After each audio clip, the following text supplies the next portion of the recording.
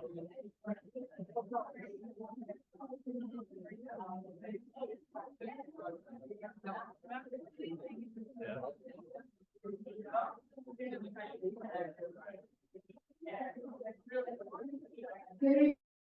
evening, everyone. Hello, everyone. Thank you for attending. We've started the recording, so the Zoom recording of the session. My name is Julie Reyes. I'm the chairperson of Community Board 8. Thank you all for attending. I have on the desk with me our treasurer, Joy Campbell, Secretary. Tara Rubin, our district manager. And Marty, and I'm sorry, it's a the other name, Mazu, Marty Mazu, and our vice chair, Stefan Enru, Mr. America, and various workers of the community of Valley. Anyone who's on Zoom, please note that only speakers who have signed up for the gallery are able to speak this evening. Everyone has a 3-minute time limit. This evening we have a pretty much half agenda, so I ask everyone to stay within the time frame. This is going towards the guest members and also board members. With that, I will start the gallery session. The first speaker who registered to speak is Lillian Lopez. Is Lillian Lopez here?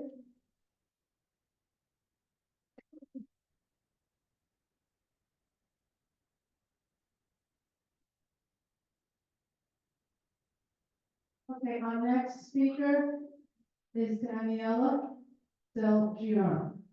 Daniela here. Hi.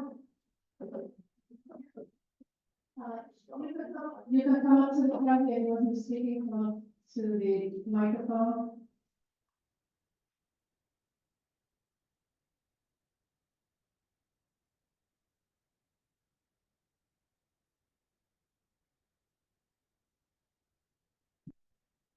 Okay, we'll start the timer. You have 3 minutes. Okay, thank you. Thank you so much for having me. Hi, everybody. My name is Daniela Del Giorno, and I'm the founder of Silver Shoes Dance Club, a community center health and wellness program that specializes in providing exceptional dance experiences for individuals over 60.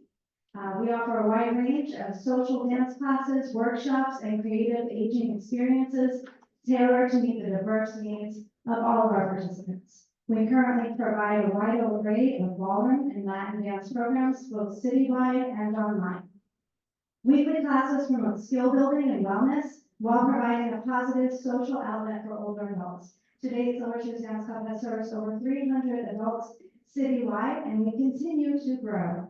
Our experienced instructors are skilled at teaching a variety of different dance styles, including tango, cha-cha, salsa, swing, foxtrot, rumba, waltz, samba, bachata, merengue, and more. We provide comprehensive and personalized instruction to help individuals of all abilities improve their technique, coordination, and confidence on the dance floor. We understand the importance of social dancing as a means of connecting with others and for having fun. Our classes offer an opportunity for participants to meet new people, learn new skills, and enjoy a vibrant and inclusive dance community. Dance is not only a form of artistic expression, but it is also a way for older adults to stay fit and improve their overall wellness and health. At Silver Shoes Dance Club, we offer fitness-focused dance classes that provide a fun and energetic workout. Our instructors are dedicated to helping individuals achieve their fitness goals while enjoying the many, many benefits of social dancing, including positive cognitive function, balance, flexibility, muscle tone, strength, and community.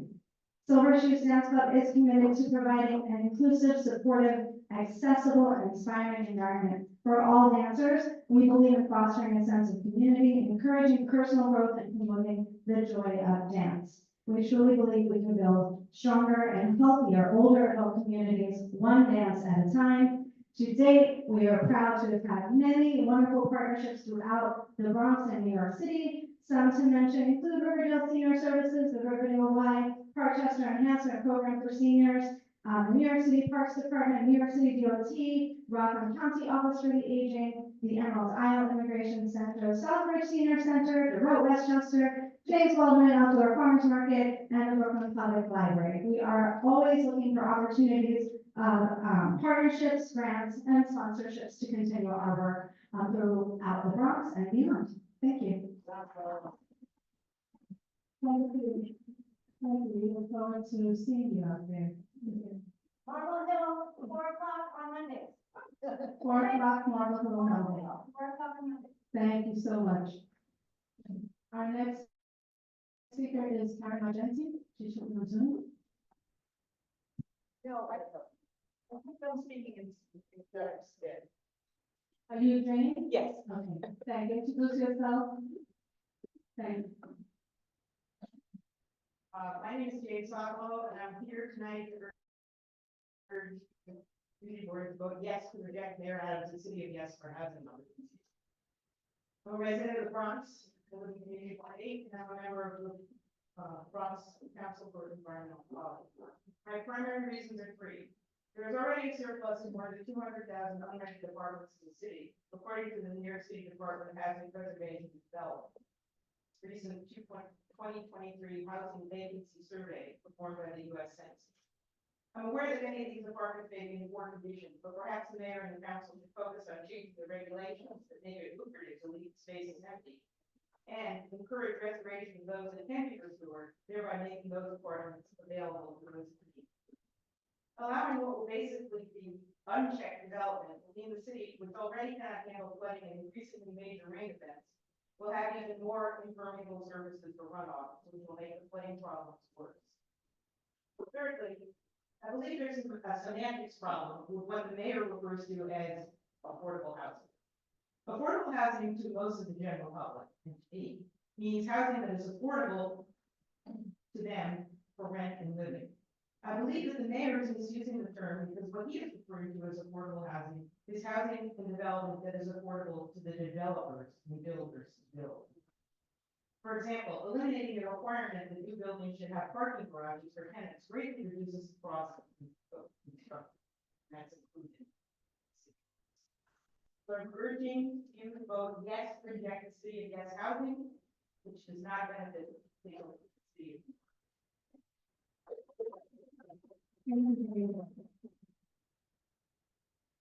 Our next speaker, Deirdre Burke. Deirdre on Zoom, present. Okay. Is there Paul Graziano? Okay. Is there Tara McMaster? And I'll go back to Lillian Lopez.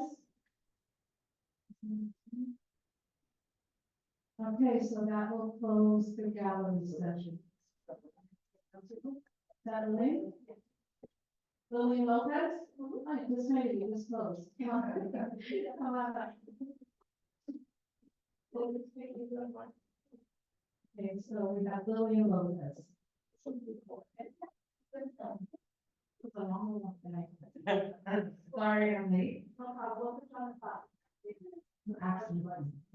So good evening, everyone. My name is Lillian Lopez. I am the new principal over at Community High School, which is located at the John Kennedy campus down the road. Tonight, I have the opportunity of speaking to you guys, and I just wanted, at our last community board meeting, I wrote up some things that we have today, and the things that are happening on Civic in the evening have become a little bit of a race race. That evening, when we returned to campus, we were really excited to see that the police had addressed it, they cleared out the street, and that went on for about a minute. We're right back to where we were today, where at night it is a race race again. In the morning, it's full of garbage, it's full of a car wash at night as well, which is not pleasant for our kids to walk. So we just wanted the community to aware that we have campus earlier, we brought it up to the police department. And we would like it to be addressed medically, more vividly, and we're going to try and address that campus. However, the construction on Civic is not due to start until December. So between now and December, it's here. For that, our main community concern, and of course, we wanted that in that we participate to serve our community. We are 9 through 12 high school. We want to make sure that we partner with our community. Thank you. The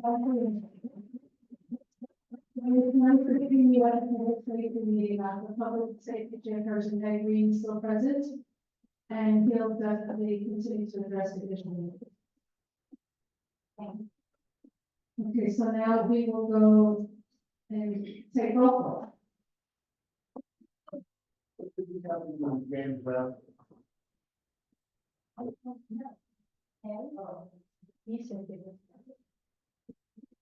Okay, good evening. I'll start with Sylvia Alexander. Constance Barnes Watson. Bob Bender. Here. Carol Blake. Here. Kelly Buford. Christopher Calhoun. Here.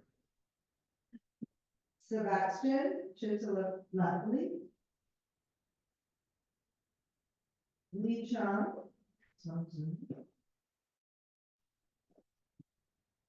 Ingrid DeLeon. Yeah. Mark McDowell. I'm here. Sarah, I'm here. She's on Zoom. Okay, thank you. Nick Fazio. Present. Stephen Drew. David Gellman.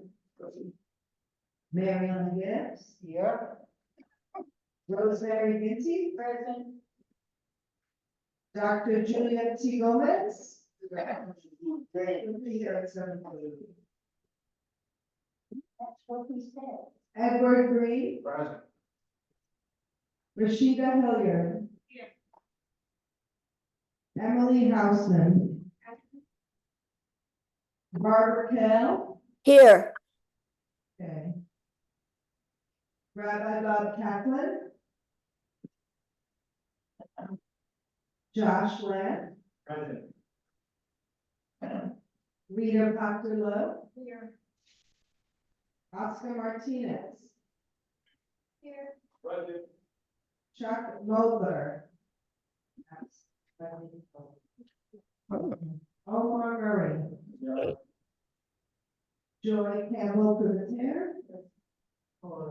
Julie Reyes. Daniel Rowan. Here.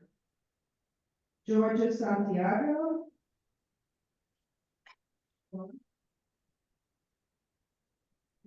Ramdat Singh. Present. Jessica Sosa. Absent. Laura Spalter. Deborah Travis. Sergio Villaverde. And Martin Wolfo. Present.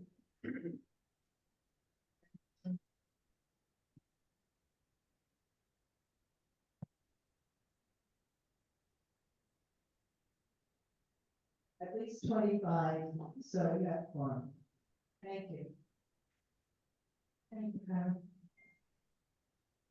Next on the agenda is the resolution from the Law Rules and Ethics Committee Chairperson, Bonnie Wolcott.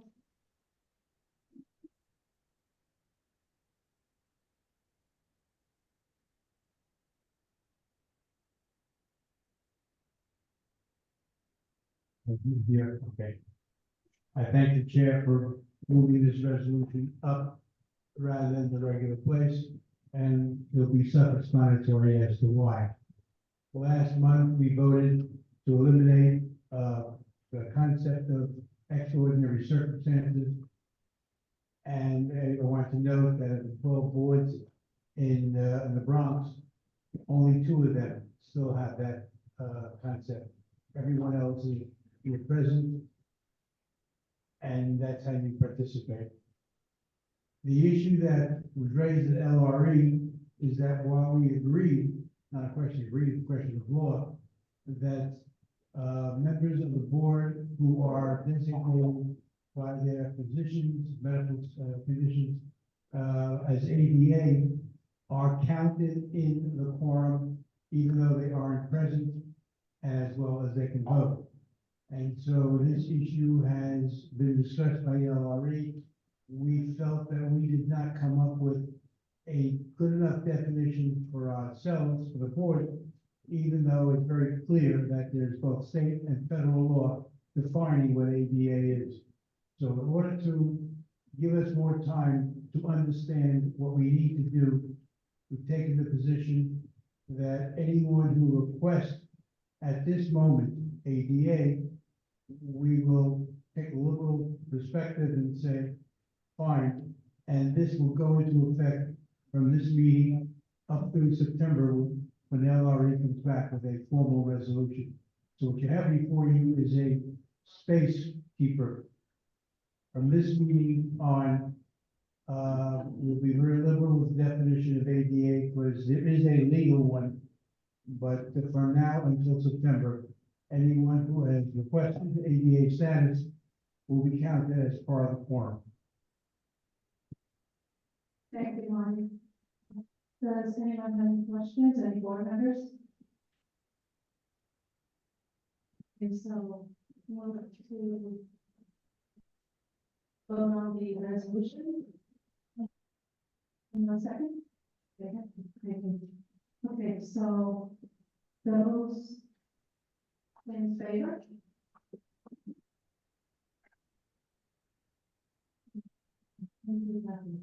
Okay, does anyone reject the resolution? Is anyone abstaining from the resolution? Okay, so the resolution passes. Thank you, Martin. And then we'll come back to your committee later on to the agenda. Okay, so then the next item on the agenda is a resolution for a certificate for our intern. As many of you know, we have our intern Jalen Adorno. Okay, now you're finding out she doesn't know this, but Jalen is standing at the doorway. Hello. Jalen has been graciously, she came to our office thanks to Jillian Byers, in fact, a professor as an intern.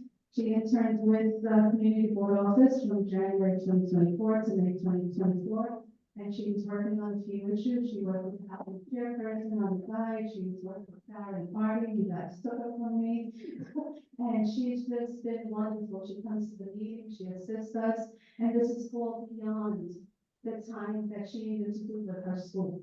So, we're requesting the board to approve that we give a small token of thanks and award her a certificate of appreciation. And that's the resolution that was brought before you. Second. That motion? Okay, thank you. So we'll take a vote. Does anyone object to this resolution? Is anyone abstaining? And then everyone else is for it.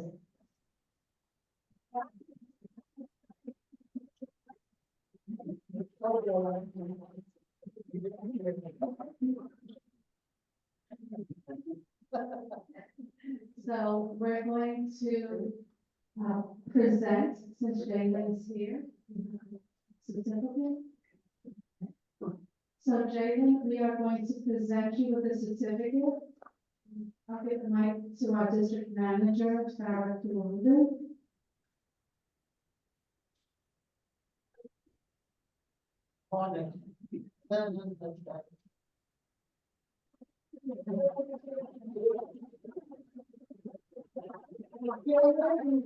Recognition for your outstanding display of hard work, commitment, dedication, and consistency throughout your internship at Bronx Community Board 8.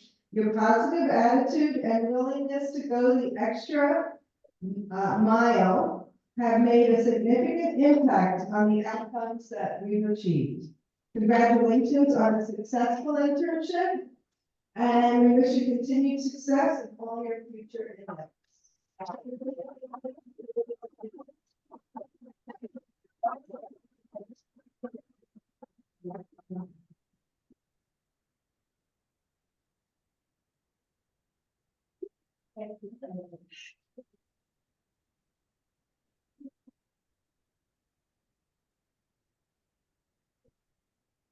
The next item on the agenda, I'm going to skip because I'm giving the chair for the youth committee tonight, she's running a little late, and the committee works hard on this award resolution and certificates, so we're just gonna skip that and go right to the Betty Campbell Adams Most Valuable Merchant Awards.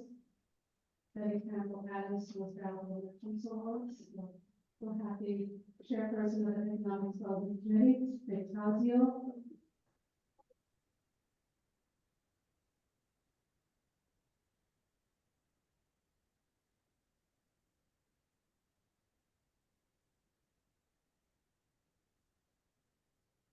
That's it. Good evening, everyone. Welcome.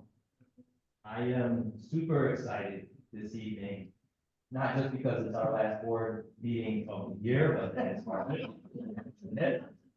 But I am Fazio, I got my name tag, I'm hoping to get through this speech without looking at notes, without on with me just in case, because this is probably the third or fourth time that we have given this presentation. It is my favorite night of the year because it's a night when we recognize businesses in the community, not only for their outstanding accomplishments as entrepreneurs and business owners, but for their contributions to the community. And the collective good that comes from their individual entrepreneurial endeavor. In 2021, we named the Most Valuable Merchant Award to honor the legacy of one of our district's iconic entrepreneurs, the late Betty Campbell Adams. We are very grateful that this evening, this becomes somewhat of a tradition, we have a member of Betty's family, his son Brandon Adams is with us, and he's going to come up shortly and give us a little information about the award, the spirit of the award, and also help us with our presentation. I also want to welcome Maria and Adam Liriano from Artisan NYC, and they are also going to come up. Adam Castillo, Maria Liriano, they are also going to help us with our presentation. But before I turn it over to them, let me just say that the business owners that we are about to recognize this evening are truly the best of the best. For several reasons. Primarily because they chose New York City, the most competitive market economy in the world. A $3 trillion economy. We would be the 14th largest economy in the world if we were a country. Some people think that might not be a bad. But they compete in a crowded field. They are stars among stars, and they are well deserving of this award. So I'm going to ask Brandon and Maria and Adam to come up. Brandon is followed in his parents' footsteps, Lloyd and Betty. He's an entrepreneur himself. He's a youth basketball coach. He participates in our meetings. He's been a presenter. He's been a guest speaker. Adam and Maria have hosted our meetings. They own several businesses in the community. They have how many kids? 5 kids. So Brandon, you get a basketball team. I'm going to turn it over to them, and thank you very much, all of you, because I know how busy you are running your businesses to join us this evening. Thank you for the intro. Thank you very much for being here, and especially thank you to Community Board 8. I just wanted to say now this is the 3rd year that this award has been renamed after my mother. And it's a really special thing to have this award named after her. Just because her spirit and what this award means really is aligned. She really was a quintessential entrepreneur, and she really did have a passion for giving back to the community, and specifically to this area. My dad started this business. We came to the area in 1986, almost 40 years now, and we've had tremendous success, and it's just testament to how much the community has embraced us.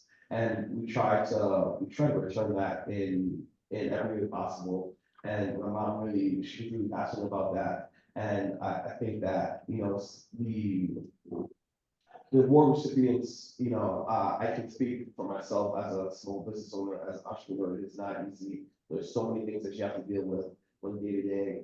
But just being able to go that extra mile and do the small things to give back and make sure that the community, feels special and make sure that your business is a beacon, for them to be able to feel welcomed at home is really important. And it's something that makes communities community.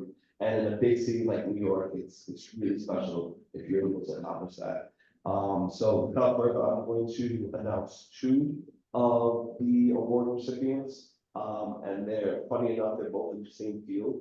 The first one is Chintan Patel from the Riverdale Pharmacy. So you can explain everything.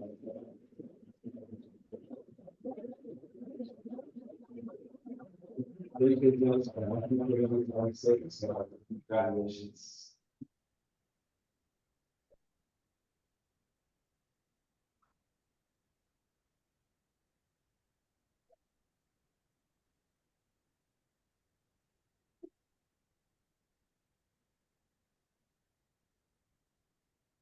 So.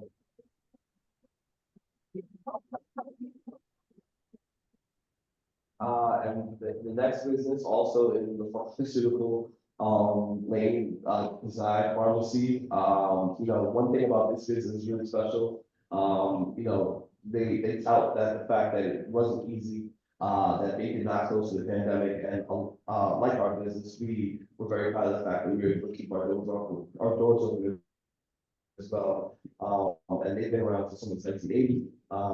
And, you know, just want to give it up to them for everything that they do in the community.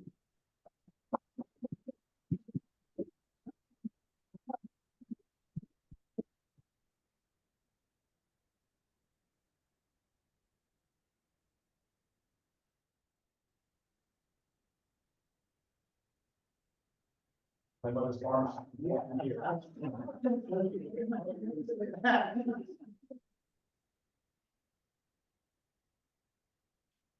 Thank you so much. Congratulations. She's the one who.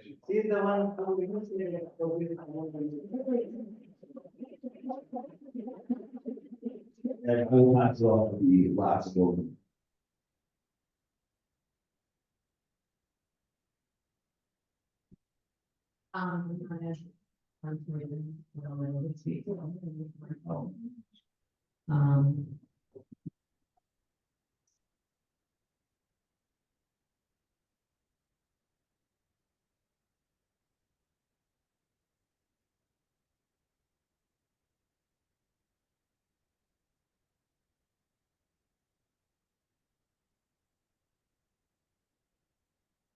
John McKeon and his flower shop, John's Botany Bay Florist, is a staple in the Riverdale community for 25 years. His arrangements, grace the tabletop for businesses, institutions, and churches.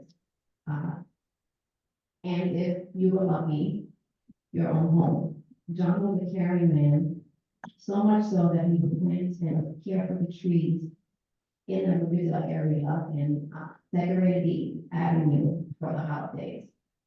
He was also a very giving man. Our 4-year-old loved going to his flower shop was because he knew John would give him a special flower to take home. But it wasn't until after he passed away that we found out that he would do the same for all the children who went into his shop. John also gave his time. He was very good volunteer at the Hebrew home and would teach choral classes to the residents. John was very supportive of us when we opened up our business right across the street from his shop. He was always willing to give advice, suggestions, and of course tell us what we were doing wrong with our plans and how to fix it. John was real. He was honest. He was funny. He loved his wife and what they had made of the 35 years that they spent together. He was very proud of his community and served it well. There was no other merchant in Riverdale today that deserves this award more than John McKeon of John Scott Day Flores. Look at it. Look how bifurcated it is. You can't know who's talking. There's 1, 2, 3, 4, 5 community boards. They're all over the place. Ooh.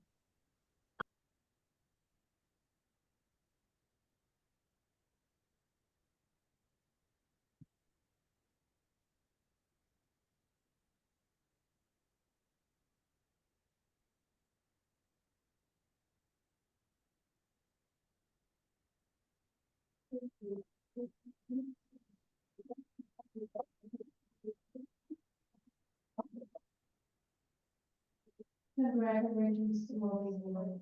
Thank you, everyone. I just want to thank the Economic Development Committee for putting all the time in, the board office.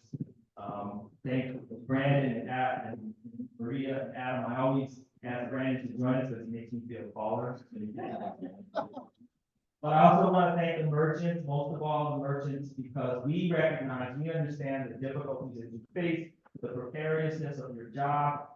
And we also, as I said earlier, we understand and appreciate the collective benefits that come from your individual entrepreneurial achievements. We know you don't get pensions, you don't get time off, you don't have retirement, Thank you you. don't get any promotions, but we appreciate you. We appreciate you. We see you, we recognize you, we thank you, congratulations, and well deserved. Thank you. Okay, so now we're going to move on to the Urban Environment Community Service Award with our chairperson of the committee, Mary Ellen Gibbs.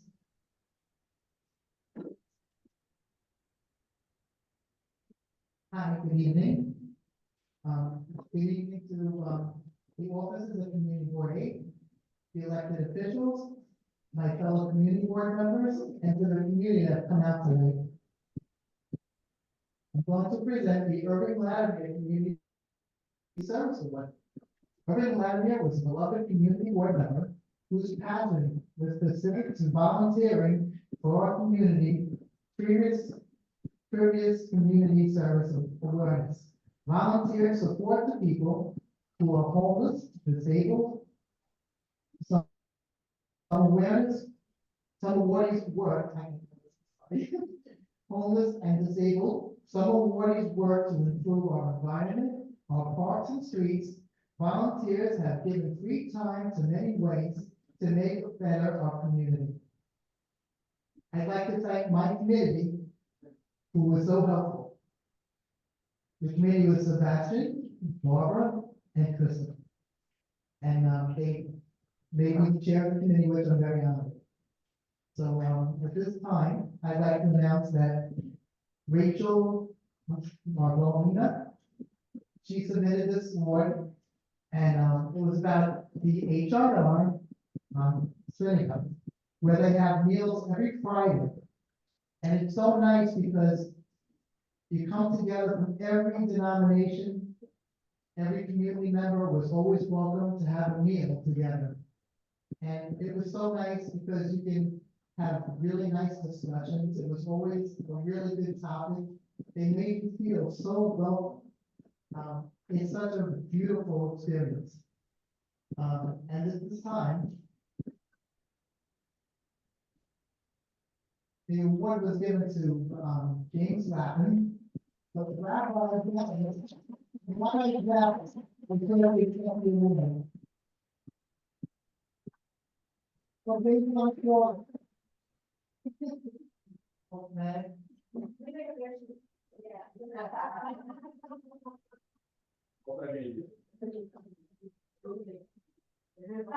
I'm sorry, Bob, I just not here for a second. James, would you like to say a few words to us? It's an amazing honor to be nominated and awarded for the Irving Latimer Community Board 8 Community Service Award. And it really is a labor of love. My wife and my family and I have been hosting Friday night meals at the HIR for the past more than 15 years, and welcome all kinds of community members into the synagogue and to share a meal with them, to share both physical and spiritual sustenance with them has really been and is the highlight of my week every week. And I hope to all see you there next week. Thank you.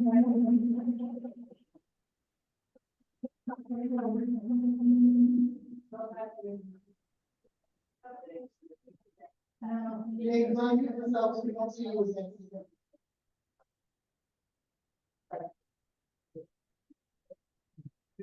Okay, thank you. No, we're- Thank you.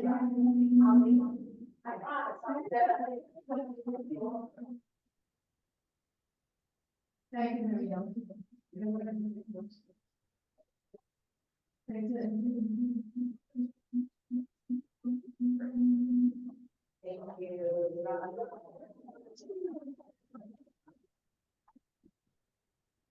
Okay, moving on the agenda, we have a report from the mayor's office, coming it out and discussing with us. Thank you.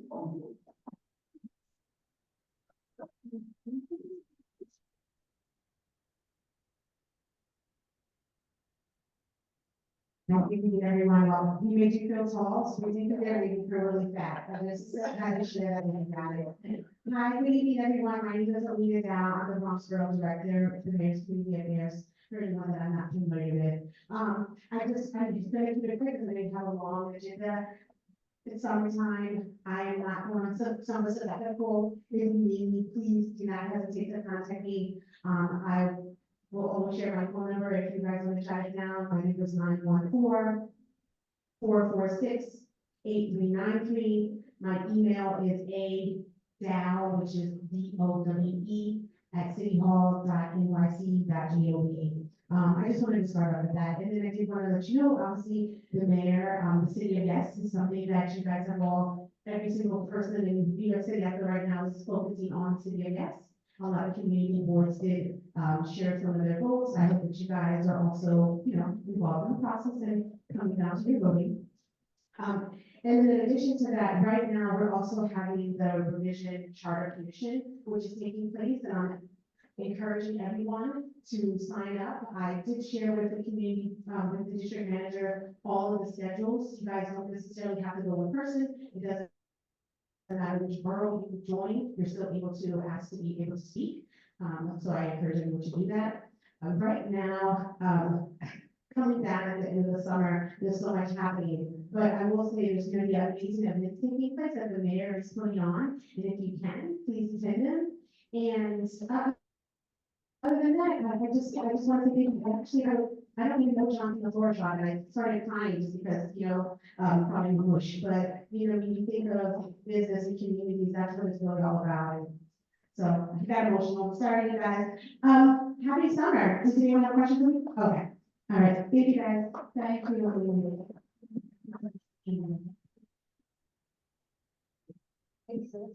Okay, the next on the agenda is a report from the Borough President's Office, from the Bronx Borough President's Office. Starting at this time, do we have anyone from the 50th precinct?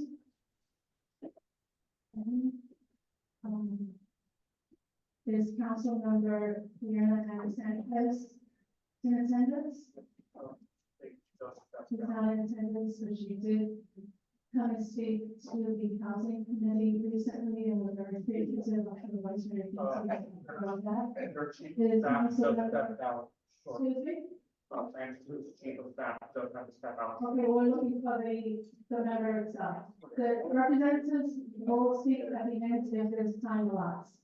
Council member Carmen De La Rosa, is council member Carmen De La Rosa here? Okay, council member Eric Lewis. Are there any elected officials present? Any representatives will have the opportunity to speak at the end of the meeting, if there is time permitted. Are any elected officials present, even on Zoom? No? Okay. So then moving on to the approval of the board minutes for October 2023 and May 14, 2024. Okay, so we'll start with the October 10, 2023 minutes, the board minutes that I sent to the board members. Is anyone, any comments on the minutes, anyone disapprove of the minutes? Any abstentions? Okay. Approving the October 10, 2023 minutes as is. Those in favor? Okay, so that's everybody else is no one abstained or rejected. For the May 14, 2024 board minutes, which everyone received, all board members, are there any discussions or questions or comments on the May 14th minutes, the board minutes? Okay, so then, are there any objections to the minutes, any abstentions? All those approved. Okay, so board minutes passed.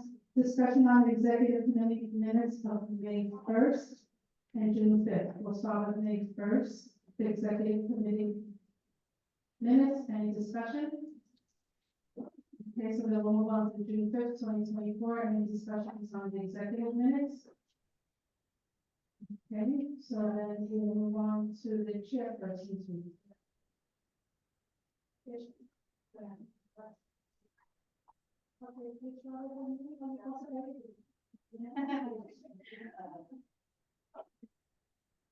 so, what you want, we can bring the mic to you if you want. Oh, no, Okay, he's with, it's my chief and my chief. thank you. And I just let them know how you spoke at the housing meeting, I was very appreciative, thank you. Oh, well, thank you, sorry, we're 3 days away from the budget, and we're so all far apart, so I'm on a negotiating call. And the thing, it's great, we need to work, right? All right. But hi, everybody, I just wanted a chance to join you in person, say hello, make sure, I represent a very small part of Community Board 8, but I live in Community Board 8, so I have to count for something. And just want to make sure to offer our services and, we're kind of like triage, whatever the question is, we don't have this, we'll figure it out. And we're close to 7,000 constituencies in the last 2 years and a half. So it's been really great. Just wanted to share, 2 quick updates. And one update is the budget is due in 3 days and we're far apart. And some of the main contention points are early child care and education. There's a pre-K and pre-K seats we're not cleaning what the city needs, right? What the city needs is full day, full year seats for parents. That makes more sense. Good to see you. That makes more sense than school year, right? And I am very biased, I'm a 2-year-old and making. So the council is fighting for $170 million restoration that we're far apart on. Mayor. We're fighting for libraries, there was a $60 million cut, and so we don't have 7-day service right now. That's essential for our communities, for our kids, especially as we go into the summer, especially as not every child will have an opportunity to go to enrichment program or a summer program. Libraries are safe haven and just available all the time. And I would highlight the first piece, and I talked about this a lot of the housing committee, is a push for what we're calling Sound Homes for Generation, which is a push for a $2.5 billion investment into affordable housing within 2 specific programs. One is the Open Door program, which creates affordable homeownership opportunities. So think co-ops, right? So what's the mission of our generation? What is New York City doing to create homeownership opportunities now? Because it seems like you look at anything that's affordable and homeownership opportunity in the city of New York was created in the 70s, but we need to do it now. We need to be able to make sure that people can stay. And the second program is Neighborhood Pillars, which is a program that allows, it's kind of like the incentive side of dealing with buildings that are in bad shape. So the incentive side allows nonprofits and mission-driven developers to work with tenants to purchase the building, and that can go into cooperative. It can convert to cooperative, or it can convert to just being owned by a mission-driven organization that's going to keep them affordable. So there's a lot we're fighting for. 3 days left. I'm on the side of let's keep the pressure up because the city needs these investments and our people. And the money is there. The money is there. Our revenue projections have come in a lot stronger than initially projected, initially anticipated. Tourism is up. Tax receipts are up. So we have space to make these investments in our people. And if you ask me, And since, you know, I think a lot of us agree here, investing in our people is how we recover from the pandemic. Making sure that we invest in our people, strengthening our economy, getting people to start businesses and all the rest, right? So that's the biggest update. And then I passed the legislation.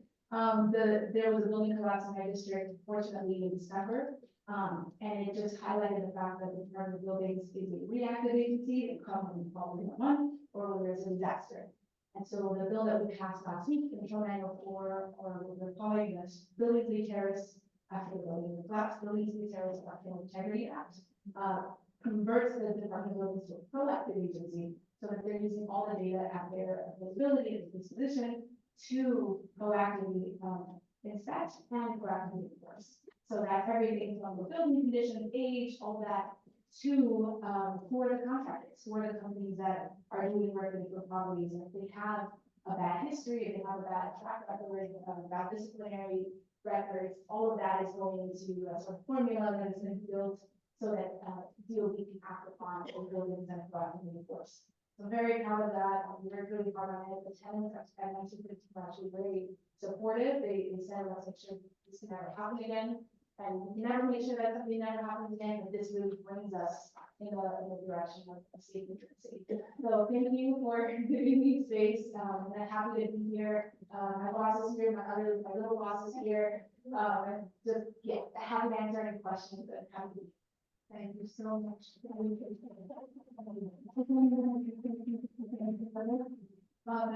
Yes, Councilwoman, first of all, thank you for coming in person.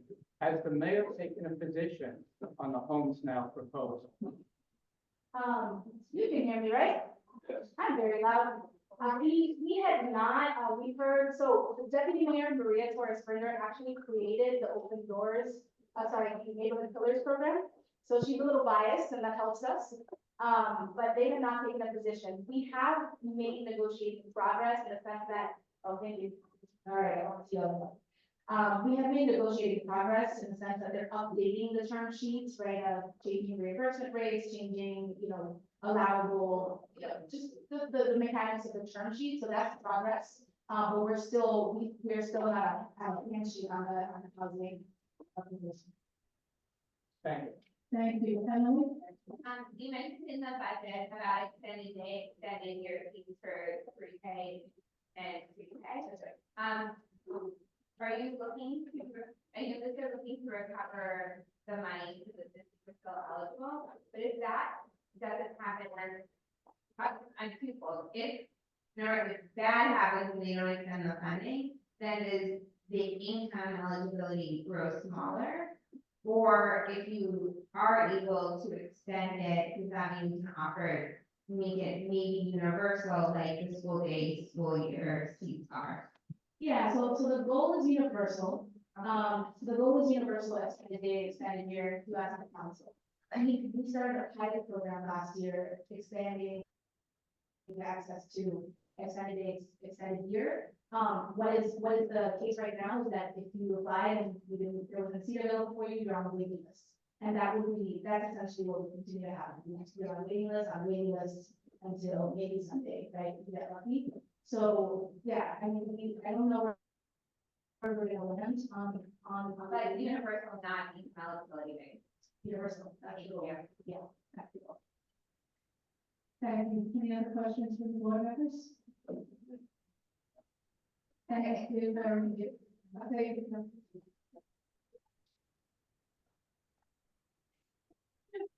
Okay, they will want your attention. That's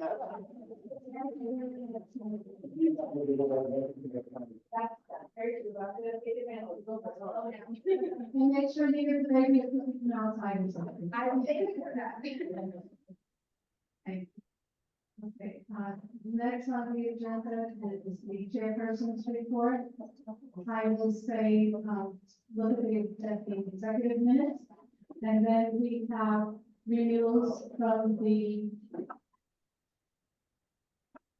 Okay, so we have 3 renewals that I want to lump together.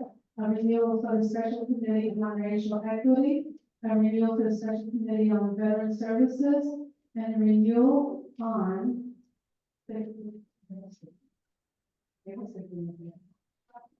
on the Hudson River anyway. I know. It's all good. Okay, so we have those three committees that have been in existence and, is of the opinion that we should continue with the three special committees. Is there any discussion on that, since I know when you see the resolutions and you've had time to read them, and you know the work that the committees have been doing the past few years?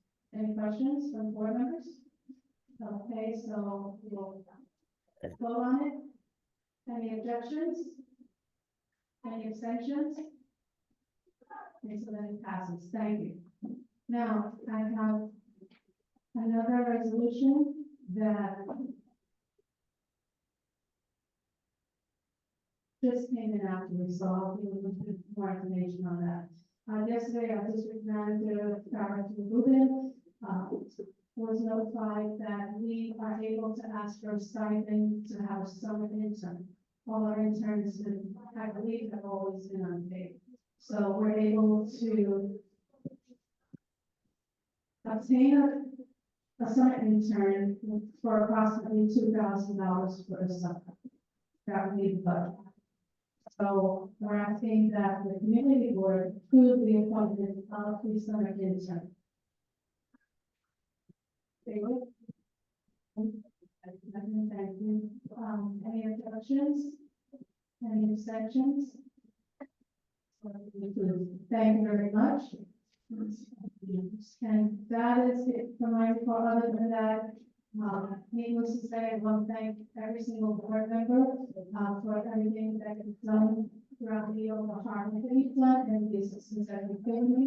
And the staff party, what a true special thank you to our district manager. Absolutely. That's it with my report. Okay, so I'm going to go back to the agenda. I said I was going to wait for the youth chairperson if she were to come on this certificate and the award, so come on up.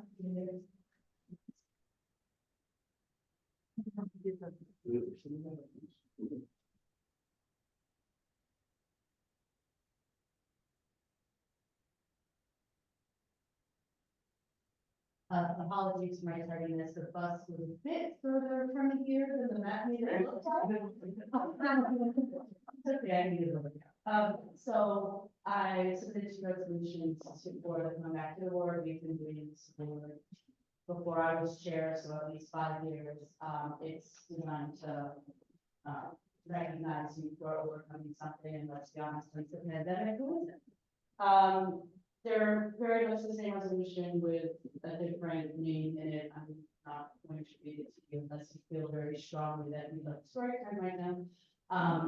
We did not do this through committee, so it does need to be moved from the board. Yes. Yeah, well, you see that? Yes. I move it in there a second. Any objections? Abstentions? Objection or abstention? I'm not abstaining, Julia. I do have a question for you. Sure. It's the same question for both of these awards. That somebody was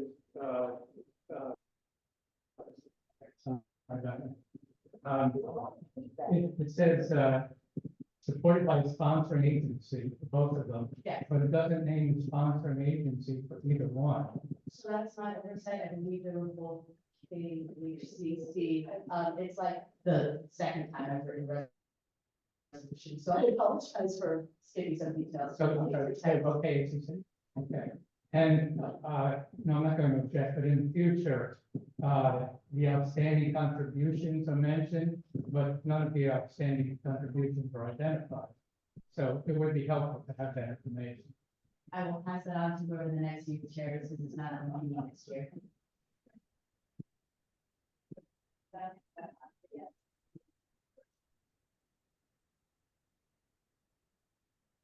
Okay, so the resolution passed for the two recipients for the 2024 Comeback to Achievement Award. Which one would you like to bring up first? Karen?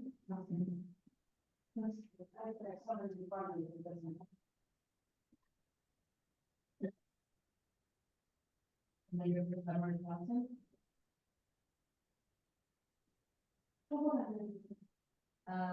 Kevin Melendez. Well, no. Thanks,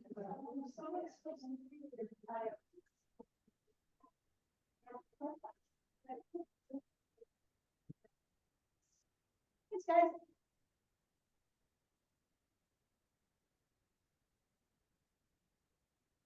Okay, thank you. We just want to, congratulate Kevin Melendez and Summer Johnson on the 2024 Come Back Kid Achievement Award. We will make sure that they receive them as they are coming back. But congratulations to the students. Next on the agenda is the treasurer's report. Good evening, everyone. This is the June 2024 Treasury Report or final for the year. Item 1, operating budget update. We have $13,860 left. Item 1.1 itemizes that amount, and of that amount, $11,871 is for our general code. And actually, that's been mostly spent down. That has been curiously spending down. So, there should only be about 100 left, in terms of, the actual OTPS. 1.2, there are no budget mods. 1.3, we have $760 in encumbered funds. And 1.4, rent and energy detail, we have 1,076. Directing everyone's attention to addendum B, which is the proposed operating budget for fiscal year 2025. These figures are informed by prior year's budgets where we use the baseline, particularly for code 100, the supplies, and also, of course, now we have an additional for Jalen code 406, the professional services, that's 2,000. Still 499, 10,000, and the total we're asking for is 36,266.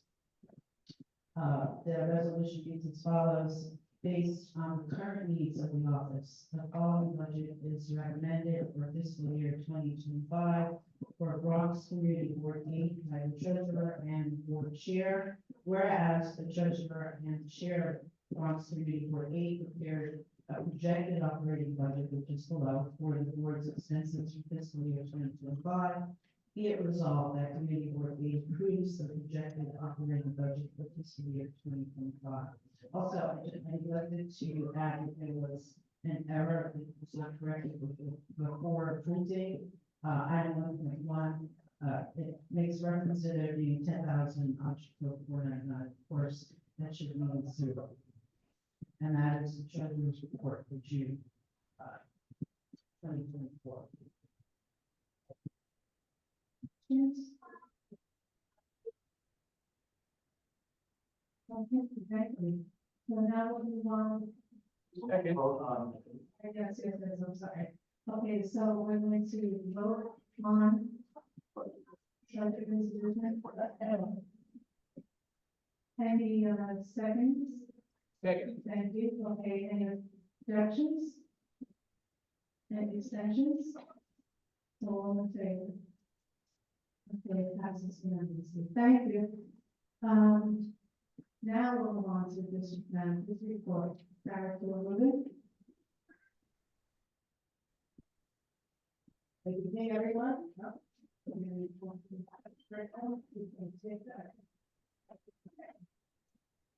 Well, it's been officially almost exactly 1 year since I started at Bronx Community Board 8. It's been a very busy year. I can appreciate how hard our board members work and volunteer their time for this community. And I'm looking forward to reorganizing and re-energizing over the summer. We'll be working on the new calendar over the summer, as well. So I want to make sure everyone knows that. Take the events throughout the year. Most recently, the North Riverdale Rock Festival on May 14th, and the Riverdale Pride Festival on June 9th. And we will be taking more events throughout the summer and hope to see. Sorry. Hello. I hope you can hear me now. Great. We did work a lot this year on constituent services and will continue to do so throughout the summer. And I really do appreciate the partnership and communication we do have with our elected official offices and our city agencies that work with us on these issues as well. We have secured meeting spaces, as you can tell, throughout the year. All of our district for our full board meetings, and we'll be working over the summer to secure more meeting spaces for next year. I have been spending down against our budget to make sure we have everything we need for the office, for tabling events, for technology needs, for our meetings, and to provide updated resource guides for our committees that worked on this year. I did hold my last district service cabinet meeting in June. I did send the minutes, and we'll be on recess until next September, the next meeting on September 3rd. I do want to give a special thank you to our community coordinator, the now honorable Artie Malzoo, for being a tremendous support to me. You're doing a fabulous job. I also want to thank our intern, Supreme Jalen Adorno, and I hope, but now know, we will continue with her throughout the summer. So welcome. I also have to thank our chair, Julie Reyes, who has been such a support and guidance for me throughout the year. I couldn't do this without you, so thank you. And I also want to thank Wade Hill for providing us with this beautiful space for our meeting tonight. Really is special. We also have we've been doing a quarterly newsletter, as you know, and we will be submitting that shortly, so be on the lookout for that. And I think that's all I have to say for now. I hope you all enjoy your summer, and thank you, David. I hope I'm not stealing your thunder. I just wanted to say that, thank you for, gracing us with, the sort of. Thank you for, providing, sponsoring the cocktail, sort of cocktail-less hour, before our meeting. We're very kind of, it's both Julie and Farah for, picking up the tab. Very nice. Thank you. You're very welcome. We've all been wonderful to us, and you've all guided us as well. Thank you. Okay, so we'll move on to the committee reports. We'll start with traffic and transportation. Have a resolution. Thank you, everyone. Good evening.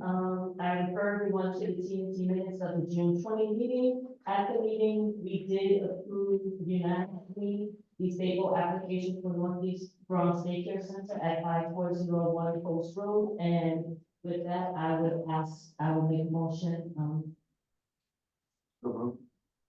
Thank you. Is there a second, please? Does anyone oppose the resolution for the staple application or wish to extend? Hearing nothing, then the motion is approved, and I will leave the logistics up to the coordinator. Thank you. That concludes my remarks. I thank everyone. Today will be my last time I will come before you as chair of the Traffic and Transportation Committee. I thank the TNT committee for all of your efforts throughout the past 2 years, but I look forward to continuing to serve with you in FY20. Thank you. We'd like to thank Kelly Buford for the job she's done as the Traffic and Transportation Chair. Thank you, Kelly.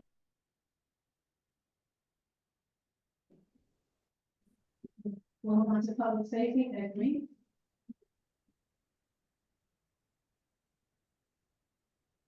Good evening, everyone. Okay, so the Public Safety Committee has 5 resolutions. We had one from our May 21st meeting and one from our June 18th, 4 from our June 18th.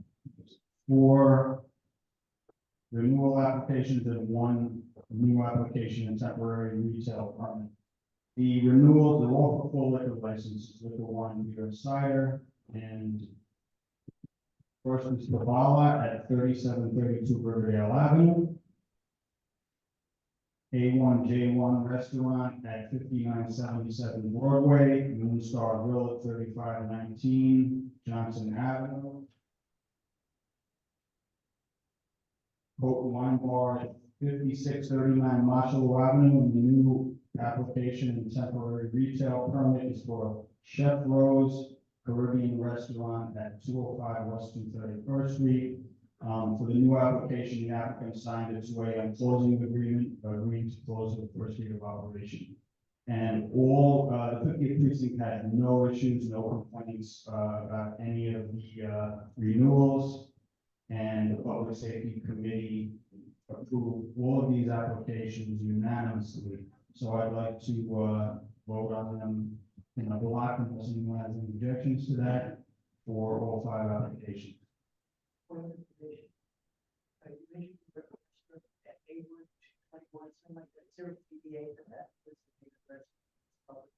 A1J1 Restaurant, that's the name. That's the name of it. Correct.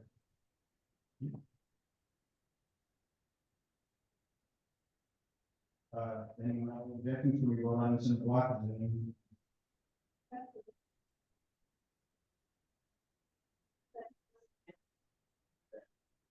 Opposed?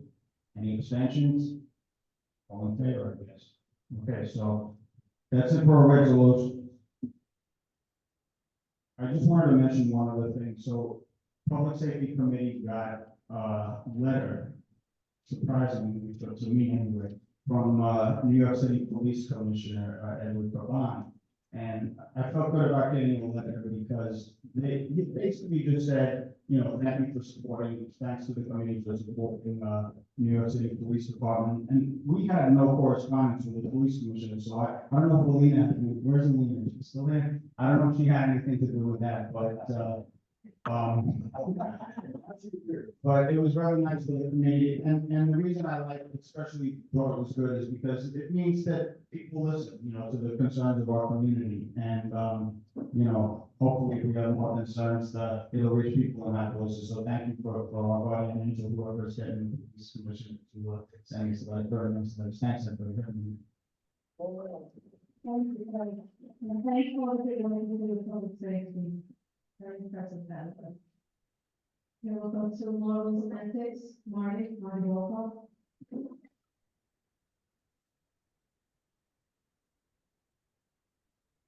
I have one quick resolution, I hope.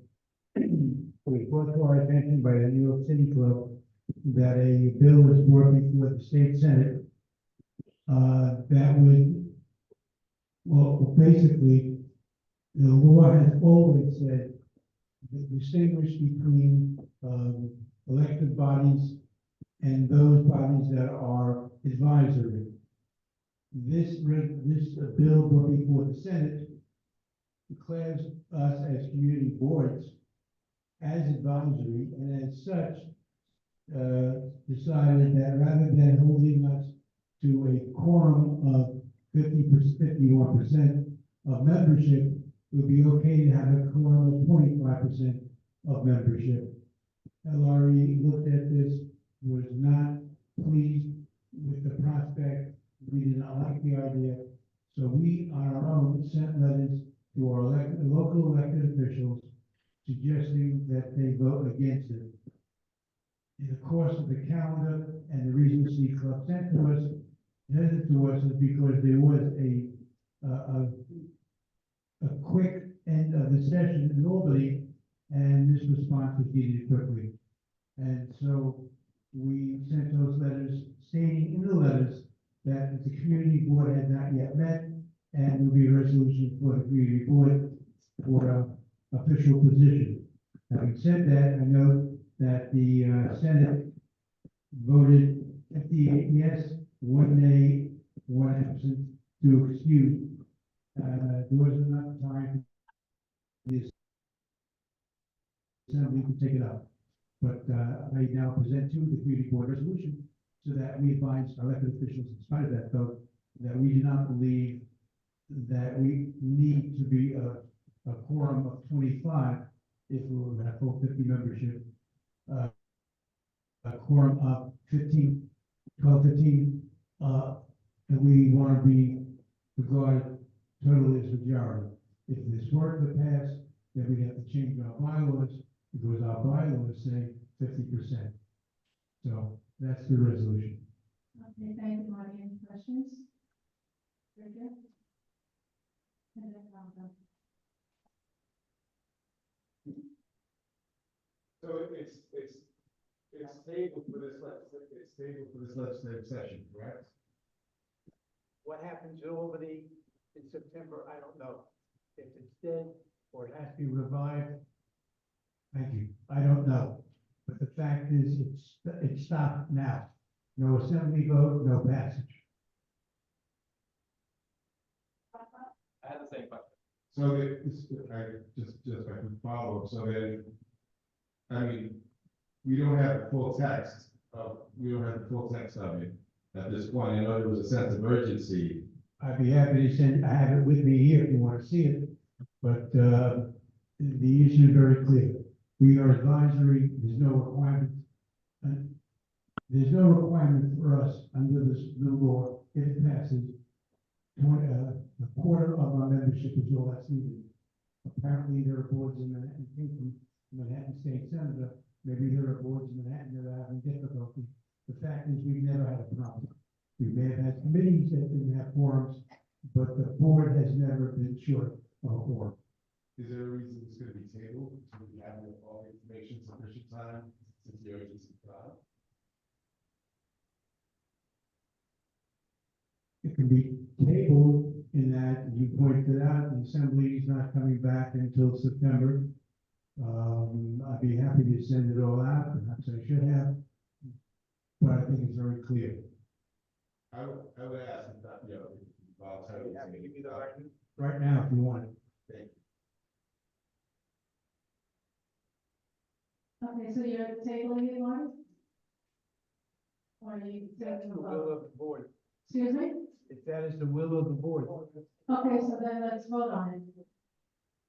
If we want. Second the motion. Okay, so then those in favor of tabling the resolution presented to us. If you would like, I can read, well, it's not very long. Right. Section 1, the opening paragraph. This discussion for these motions. You have to have a vote. To vote. Okay, so then those in favor of tabling this resolution, please raise your hand. So you have Daniel.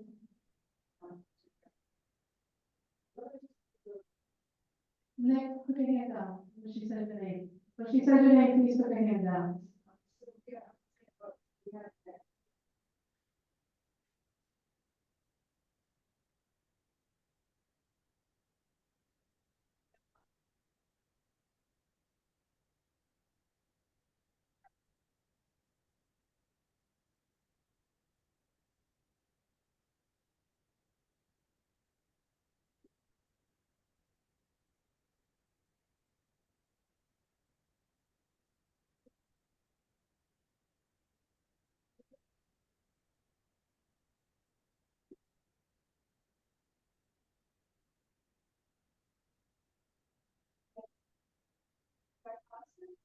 Ingrid Young, what time? Thank you. Anyone else? We have. Oh, Joy. Joy's ready.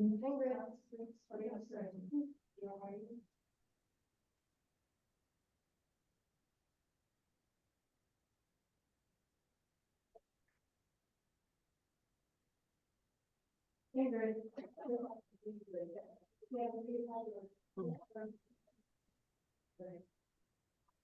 And then on Zoom.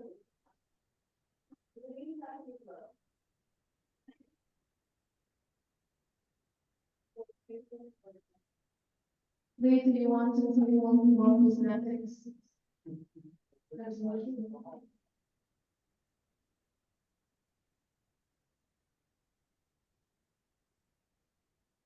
Lee, can you do something? Lee, raise your hand if you wish to table it.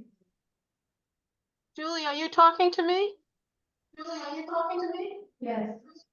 Yes. I don't support an abstention, a delay.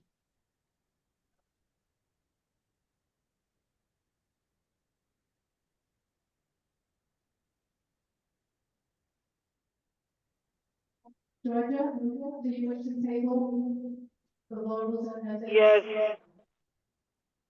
Thank you, Georgia. And Barbara Kale?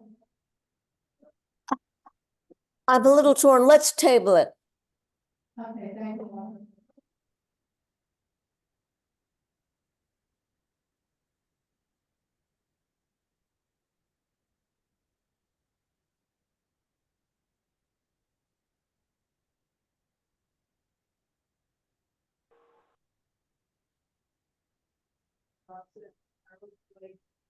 I had Lee Chung, I had Ingrid DeLeon, Nick Fazio, Dr. Julia Gomez, Emily Houseman, Barbara Kale, Rita Park-Delow, Joy Campbell, for the chair, Daniel Rowan, Georgia Santiago,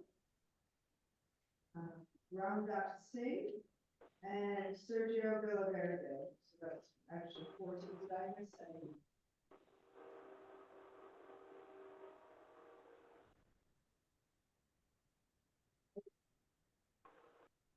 Is anyone abstaining? Bob Bender is abstaining. Oscar?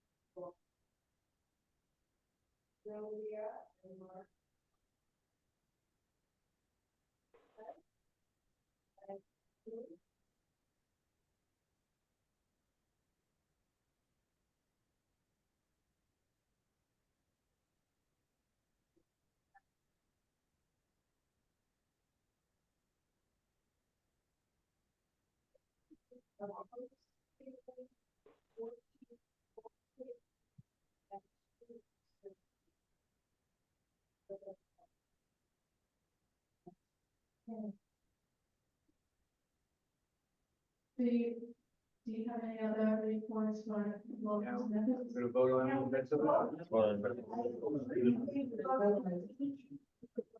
Okay, I'm sorry. So now let's vote on the resolution. Those abstaining on the resolution? Nick and Brenda.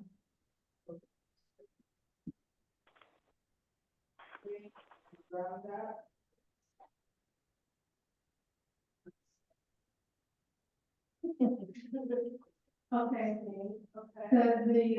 law, rules and ethics, we're voting on. Oh, it's up here. Basically, right now, we need at least more than half, or at least, let's say what we have 50 people on the board, we're looking like 26 people. And, right, and now for a quarter, now the state wants to make it, 25%, way less. So that less people have more of a say than the majority. Quick question, if there's 14 in favor, but 2 abstentions. I'm sorry, point of order, are we in the middle of a vote? So are we discussing or are we voting?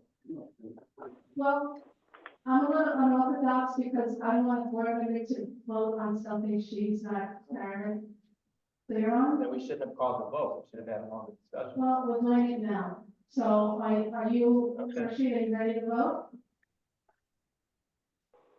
I thought something was received, right? That's right. Oh, morning, do that. That's right. Yeah. Yeah. That's what I mean. He was gonna read something. You want me to read it?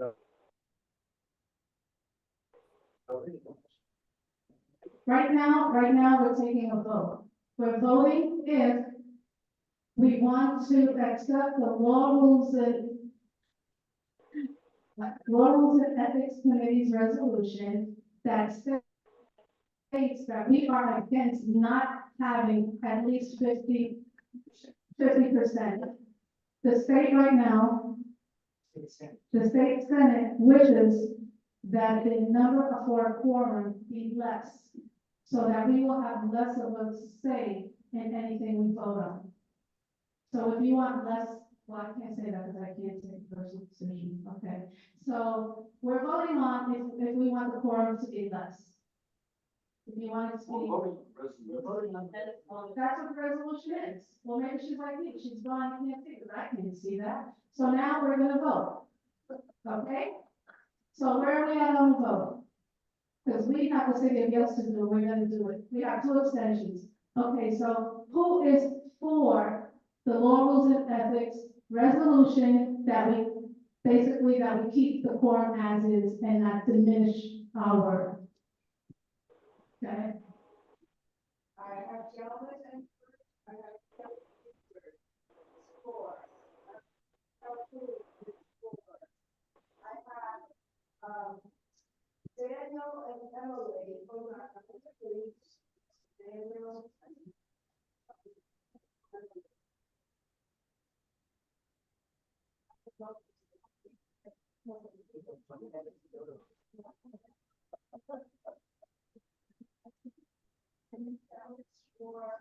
I have Deb and Ed.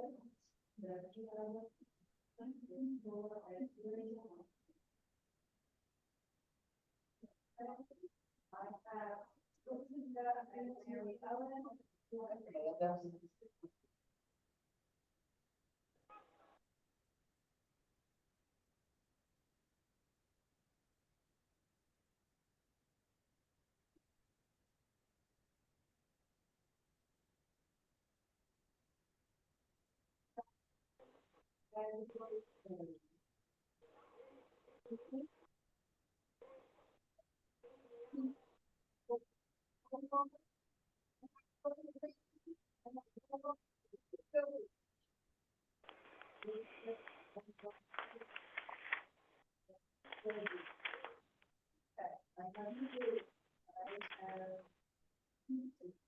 Bob Bender and Lawrence Walter. Okay. And then I have Oscar and Marty. I have Joy and Constance. And Julie. Okay, that's 4. Reach on, Reach out and Mark. What about, reach on, and Julie.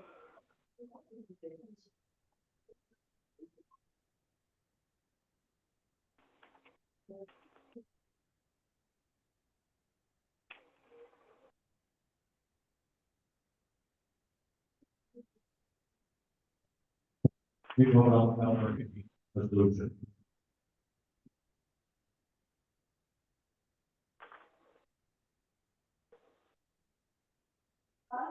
Rob, are you for or against this?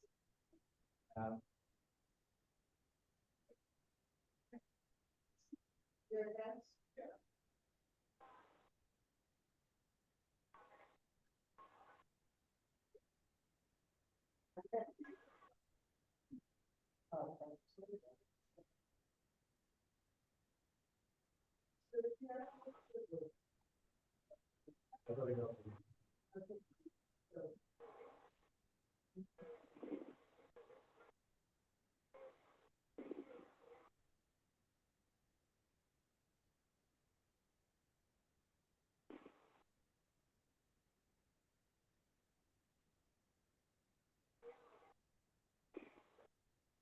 Okay, so the resolution passes. Marty, are there any other comments? It's 8:30. We're going to be moving on to the last two resolutions, and then we're going to do the city, yes?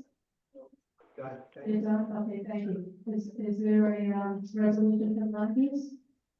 I believe there are two. Okay. Everyone is looking for conclusions on land use for AMI and the SNAP. The first resolution that has been important to both the housing committee for months, if not years. And that is the definition of affordable housing is far too amorphic. We're in favor of affordable housing, but we don't know what it means. The city is locked in, the federal government is locked in to a concept called called area median income, which means that when you start collecting all the incomes of various people, if the number of people at a higher level will raise the number, it will not be the average, it will be a higher than average. And if there are fewer people in higher salary brackets, it'll be a lower number. The result is Ward 8 is part of the city, the borough of the city, but beyond that, there are areas of Nassau County and Westchester County which are included. And the belief is that the AMI that is required of developers is far higher than it should be with respect to the need for affordable housing in our area, to be sure. And so what this resolution is asking for is that the city works on an alternate method so that houses can in fact be affordable, which they are not now. And if anyone has looked at the papers with respect to local lotteries, people trying to get into an affordable housing unit in a apartment house, I practically think the numbers are way high, and it's not affordable at all. And I just note that a couple of years ago, the city passed the Commission on Racial Equities report, and it was became part of the city charter. And under the city charter, there is something called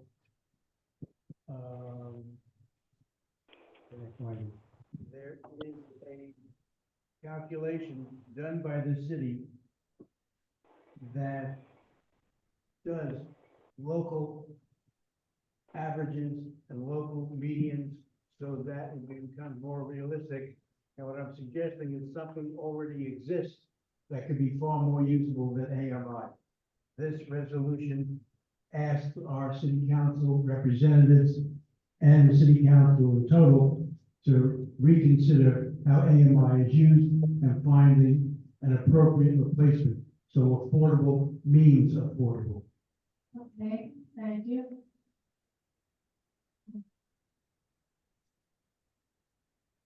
Call to vote on the resolution. Thank you. Okay, those opposed? Those abstaining? Rosemary and Nick and Deborah and Rhonda. Rosemary. Nick Fazio.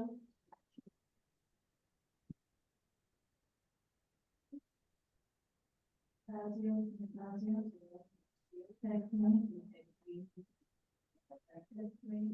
Rosemary, did you have a hand up? Yes. There you go.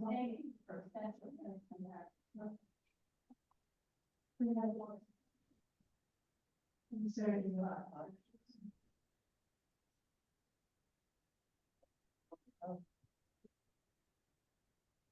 Any opposed?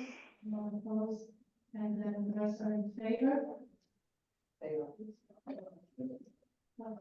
The next resolution, we're just about at that time, Marty, so the next resolution. Quickly reported, a homeowner came before the board and asked for authorization under SNED to be able to expand his house by building a cantilever on the second floor so that his kitchen is extended, or her kitchen is extended, and it does not impact the ground level at all. We were concerned about a tree, an old and steamed 36-inch red oak. They came back with sufficient certification that the tree would not be impacted at all. And as a result, the Land Use Committee supports the application for this thing. Okay, thank you. So we will move to vote on the resolution. Anyone second? Second, thumbs up. And then any objections to the resolution? Any abstentions? Emily abstains, everyone else?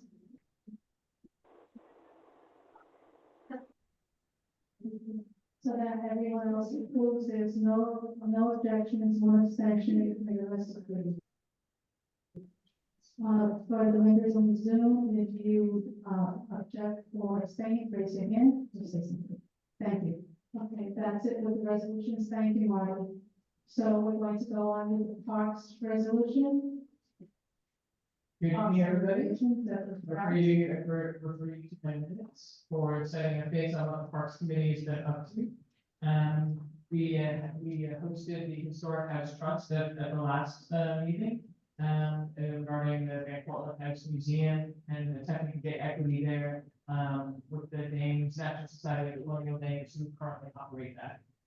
So I will refer you to the minutes for more details, but we'll be inviting them. They have a new managing director they hired for the museum, and we'll be inviting her to a meeting in the fall. Assuming I can put the chair again. We have one resolution for our May 22nd meeting. This is for the James Baldwin Outdoor Learning Center's Farmers Market. It's an annual thing. We've had it for several years since 2020. At least 50 precinct reports have never been any issues. I can say as a person who lives around the reservoir, it's a very beloved tradition, and they need a safe boat, and they were late requesting it, and so it came to my committee, and it was unanimously passed. We therefore be it resolved.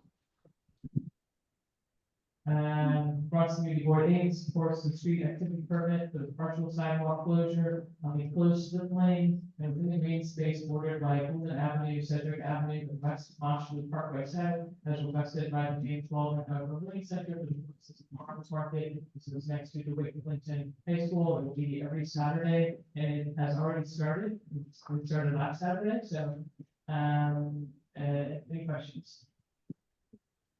I encourage you all to attend. It's usually really wonderful.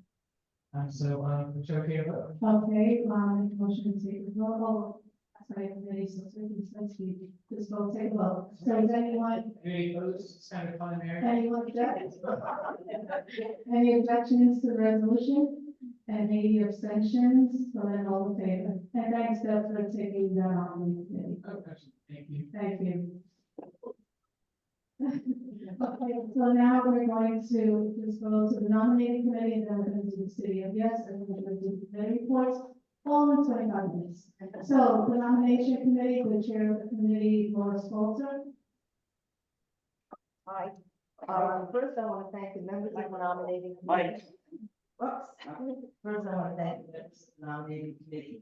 Mark Bender, Mary Ellen Gibbs, Emily Hausman, and David DeLeon. Great team. The committee held 3 meetings. Those minutes were distributed. We polled the current board officers and committee chairs and distributed 2 updates to board members on the status of those positions, and we urged board participation. Finally, we prepared and presented our slate of recommendations to the board in accordance with the bylaws. It was distributed. There remains only 1 vacancy, and that's for the housing committee. And it's my report. Okay, thank you, Laura. It's the lighting going down. Excuse me? Yes, I'm trying to rush. Okay, so now we're going to vote on the slate, that the nominating committee submitted. So the first question will be the officers. Everyone. Right, the first I'm gonna do the officers, and if anyone wants to join in. Okay, so we're gonna start off with the slate. The slate has nominations of officers. Is anyone interested from the floor if they want to run for any of the positions? For the chair, vice chair, secretary, and treasurer? None? Okay, so then, as To close nomination. thank you, Marty. Okay, so we're voting on just the officers. So anyone abstain from the nominate, but I apologize, just one word, would be the names on the nominated slate for each. oh, I thought everybody read the emails. So I will say, the chair is Julie Reyes, Sergio Boveda for the vice chair, Joy, I'm sorry, I almost, Campbell Privitere, and the secretary Martin Sell. And the rest of the chairs, I'm not going to repeat everybody else. So that is the slate. And there's no nominations from the floor, I asked. So those opposed for the officers nomination slate, if anyone opposed, raise your hand. Anyone abstain? All in favor. Thank you, and congratulations to the officers for being renewed. Now we're going to do the committee chairs.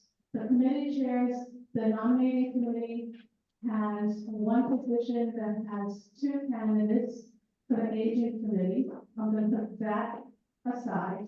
Now, is there anyone from the floor who wants to run for any committee chairperson? Or is there any nominations from the floor for any committee chairperson? Rosemary? Can I make a nomination? Vacant one? For anyone? Okay, Even, so for the housing committee, I would like to offer the name Rashida Hilliard, to be chair of the housing committee. In housing, she is, on the edge of being involved in her co-op board, housing would be perfect for Rashida, and she got perfect for housing, so I nominate Rashida. Second. Rashida, do you accept? Sure. Thank you. Thank you. Are there any other nominations from the floor? Again, all positions are open. Any other nominations? Okay, sure. I have a question to come up with, for the committee. Were these meetings that I said were open? Were people asked to excuse themselves from the meeting for any of the positions at any time? I'm going to vote. So I have to. Yeah, but we're voting. Right, probably That was the question I had. If a member of the nominating committee was also a candidate, if a member of the nominating committee was also a candidate, they recuse themselves, as is stated in the bylaws, from discussion and from interviews with other candidates for that same position. So they Yes. were asked to leave the matters. Correct. Okay. And I apologize if I'm supposed to look at it for you, like, this, as you said, I'm sorry. I'm sorry. Even though I answered that, so I'll give it to you in writing, because the situation came up years ago, and it's in the ethical guidance book. It's only the ethical thing to do if you're running for a position, not to sit in the room while another candidate is coming into the same position that you're sitting with. And the reason I remember is because you put in an ethical guide because of the situation that happened years ago. It's just not right. So, any other questions? And I apologize, because this was, sorry, talking to you. Okay, anyone else want to be nominated or wants to nominate themselves, nominate anyone else? So then we're going to vote on every committee chair except for the aging committee, okay? So, anyone second? Second. No, I won't. was emailed to us. Okay,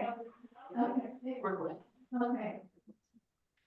Budget, David Gilman, Oscar Martinez, Economic Development, Education, Libraries and Social Affairs, Sylvia Alexander, Environment and Sanitation, Dan Bowen, Health Hospital and Social Services, Rabbi Val Kaplan.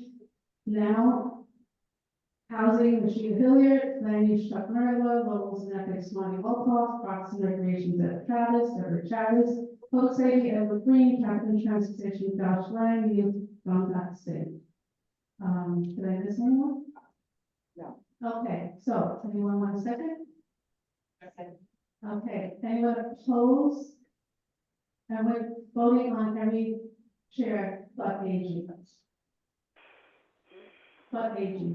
Anyone opposed? Any abstention? All in favor?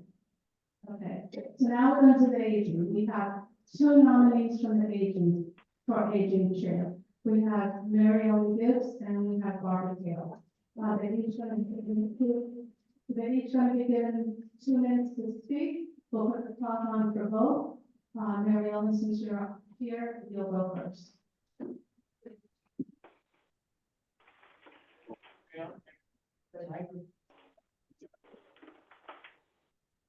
Good evening, everybody.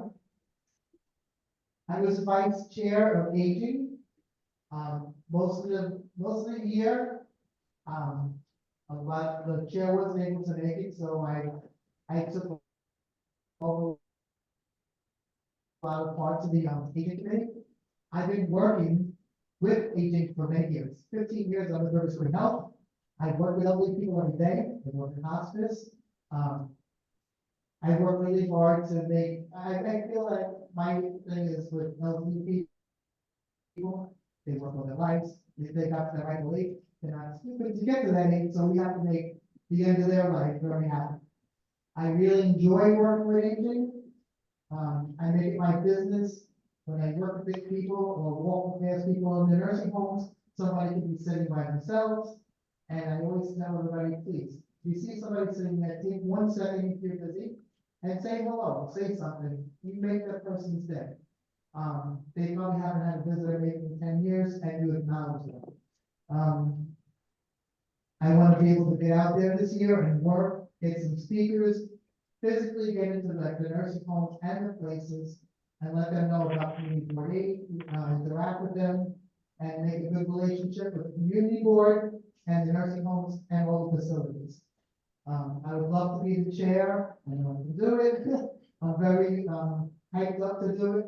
I'm ready to get out there and nominated. I'm elected for this position. I'll be starting next week, so I appreciate your time and I'll deal back. Thank you, Mary Ellen. Okay, Barbara. Barbara, you're going to have the same 2 minutes. Yes, thank you very much for allowing me to address you through Zoom. My mobility for the moment is limited, but it's getting better every day. Let me tell you about my background. I've been a resident of the district for about 20 years now. I taught research and policy advocacy methods at Fordham University's Graduate School of Social Work for 30 years. Don't ask how many meetings I have facilitated. You don't want to know. I've had an interest in aging for a long time.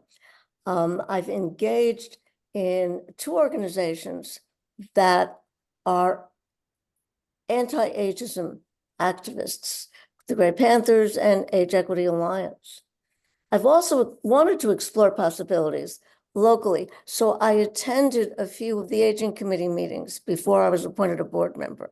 And I sought to become a board member because I saw an opportunity here.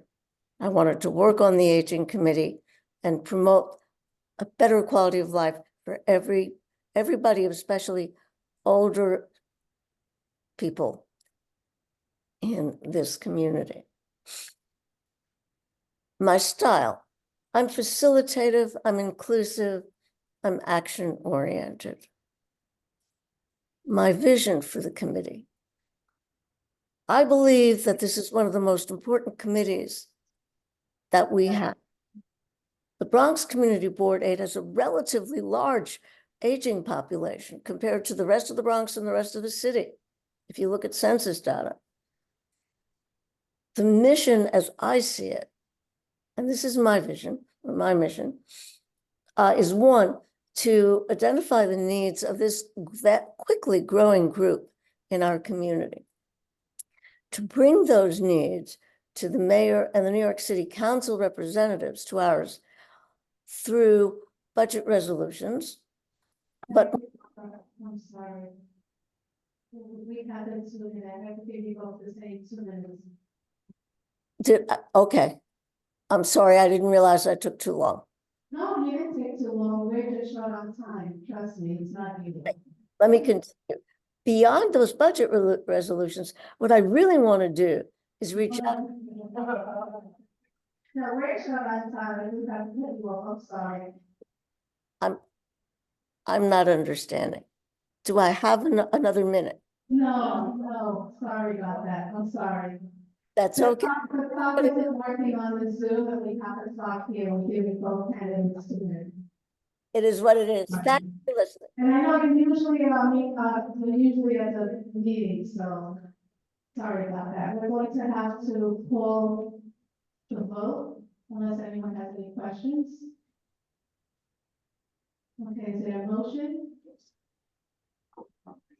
Yes, but Steve, correct me, I'm sorry that I snapped. Second, vote on. Okay, thank you.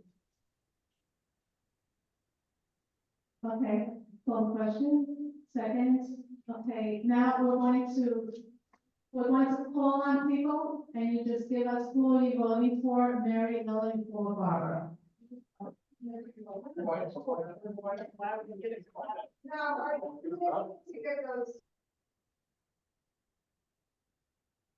Sorry, in case we needed paper, I didn't. No, we're going to do a roll call. We have 10 minutes, we're going to do a roll call from top to bottom. Those should not have been good now, sorry. So, no, we're going to roll call top to bottom. We'll start with Sylvia Alexander. Just say who you can vote for, and let's move on. We still have to do the city of yes. I'm looking at lightning, and it's 10 to 9. You have to vote, whether you vote on paper or you raise your hand, your name is going to be on the list of who you vote for, regardless. So Sylvia Alexander, who are you voting for? Who's next? Constance Barnes Watson. Mary Ellen. Okay. Bob Bender. Barbara Kell. Harold Blake. Mary Ellen. Kelly Buford. Barbara Kim. Chris Calhoun.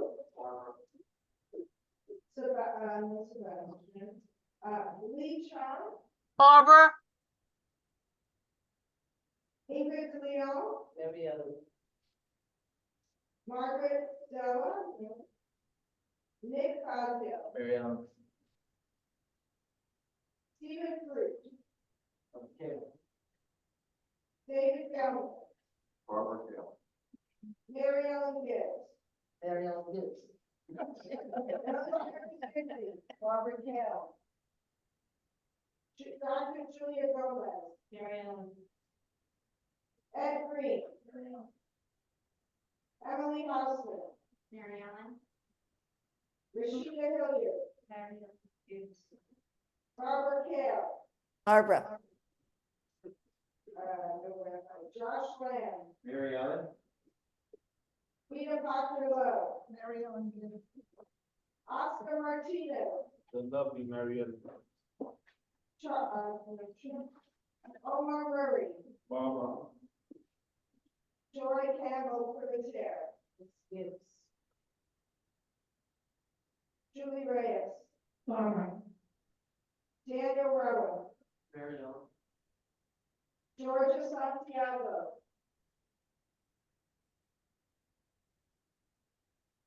Ramdas Singh. Laura Spolder. Barbara. Is that you, Georgia? yes, Mary Ellen. Okay. And Deb Travis. Mary Ellen. Sergio Villaverde.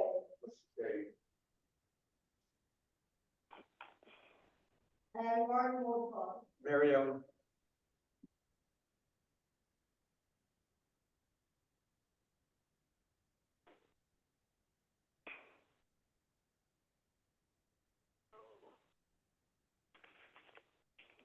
One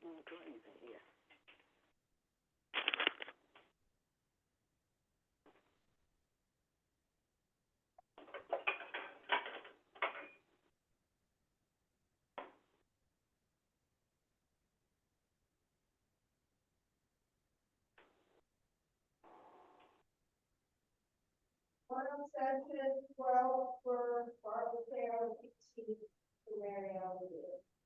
Congratulations, Mary Ellen. And thank you for all, thank you, Barbara, and for everyone who put in their name to run for any position on board. Thank you. Okay, we're going now to go into the city of Yes. Yeah. Yes. Karen, check all in. Yes. Okay, we'll check out. So you can present the resolution. Just an introduction, Chuck will do the important stuff. But the city of Yes. I heard this expression from our past House Speaker, who used to use the phrase over and over again, poison pill. This, and I have the entire thing here, the city of Yes, on its surface, seems to be a wonderful idea. We're gonna build more buildings, take care of the housing shortage, to the city, and provide for affordable housing, even though nobody knows what affordable housing means. However, when you start to look at the rest of the documents, you find out that there's so many things in here that would impact our neighborhood collectively, all of our neighborhood. That makes it our desire to jump the gun, and we request that the city council ask the Department of City Planning to go back to the drawing boards and write something that doesn't have these poison pills in it. But I'll turn it over to Chuck. No? John Jackson, checking in Israel, making the phone call in. That's how important this is. You have before you a report that the committee has put together. It's a very interesting and exciting committee with a lot of expertise. And we look for expertise beyond that. And there are members of the community. We had 3 public hearings.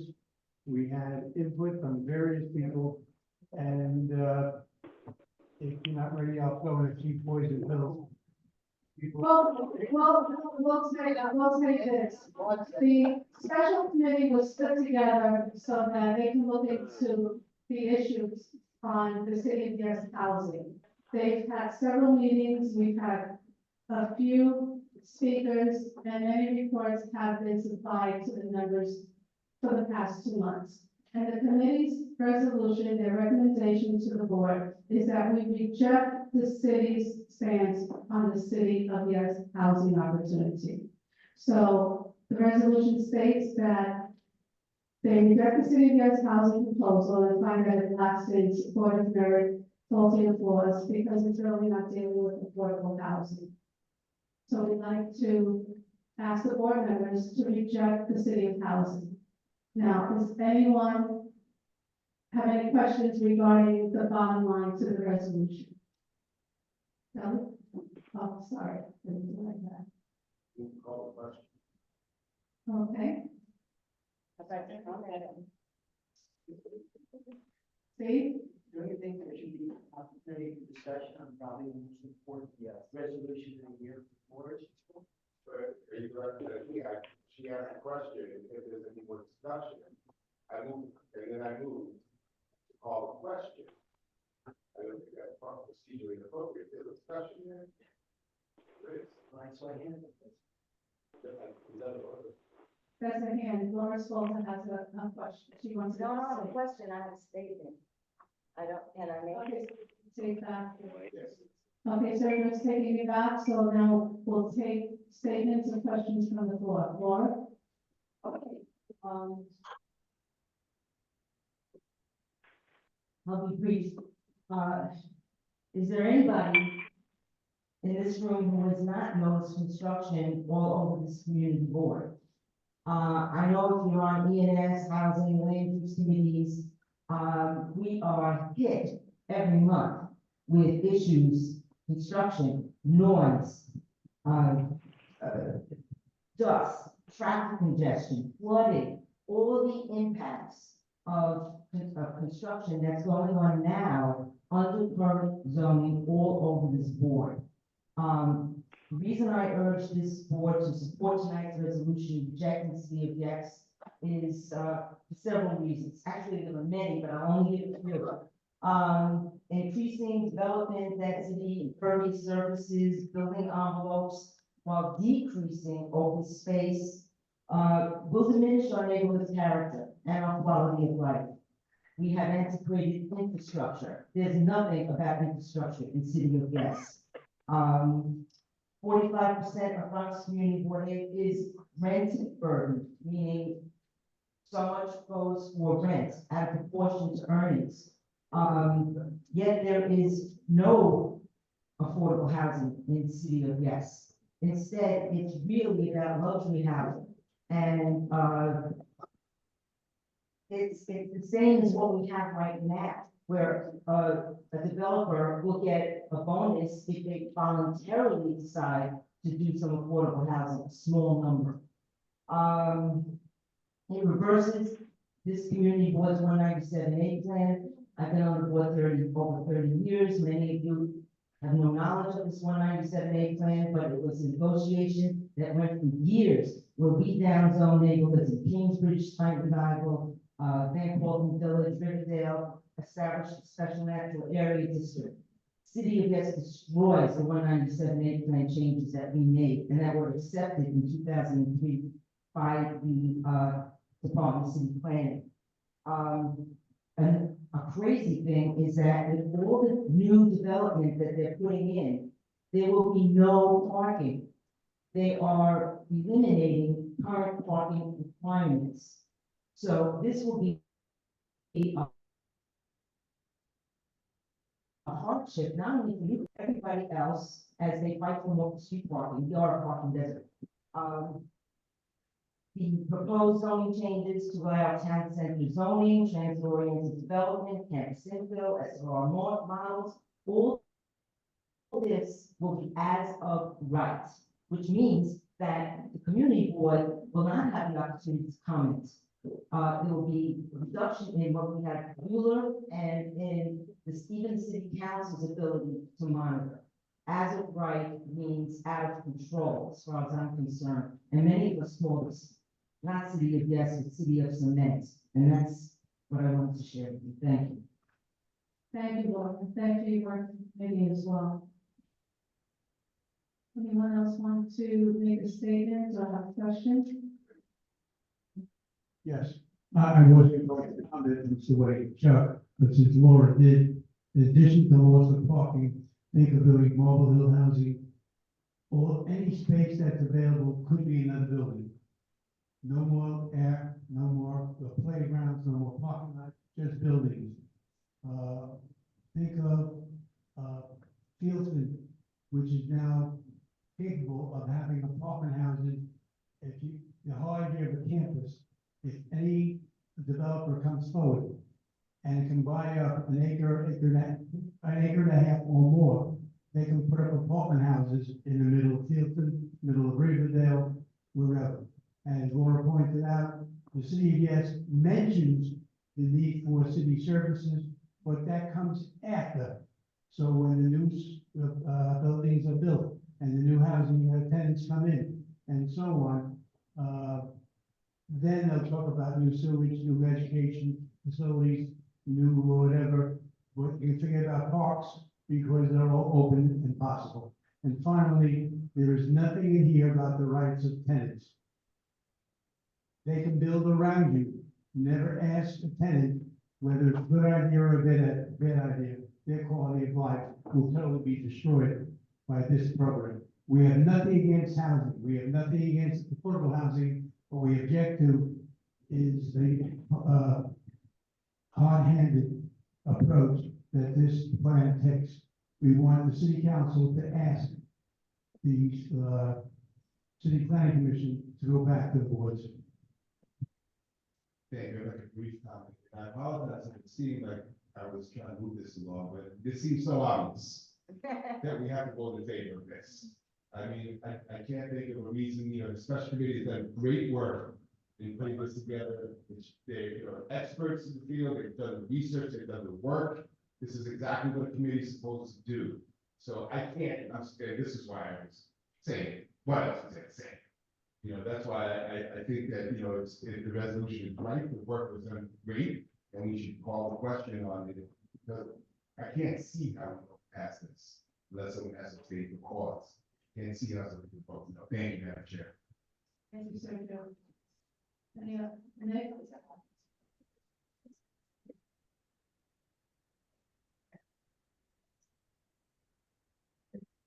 Yes or no? Good evening, everyone. Yeah, just to, I just want to comment on, the resolution and the city of Yes in general, but, whether the city of Yes in its current iteration is the answer or not, that remains seen. I understand why there are reservations. Nobody likes development. Nobody wants a building next to their home. Nobody wants development. But at the end of the day, all of our money, everyone in this room, is contingent upon that. We like to talk about the developer. But it's not just the developer, it's our money, pension fund, the New York State retirement system, the police, the fire. They need a certain return. When there are inhibitors to that development, they buy up that money for longer, that rate of return has to be high.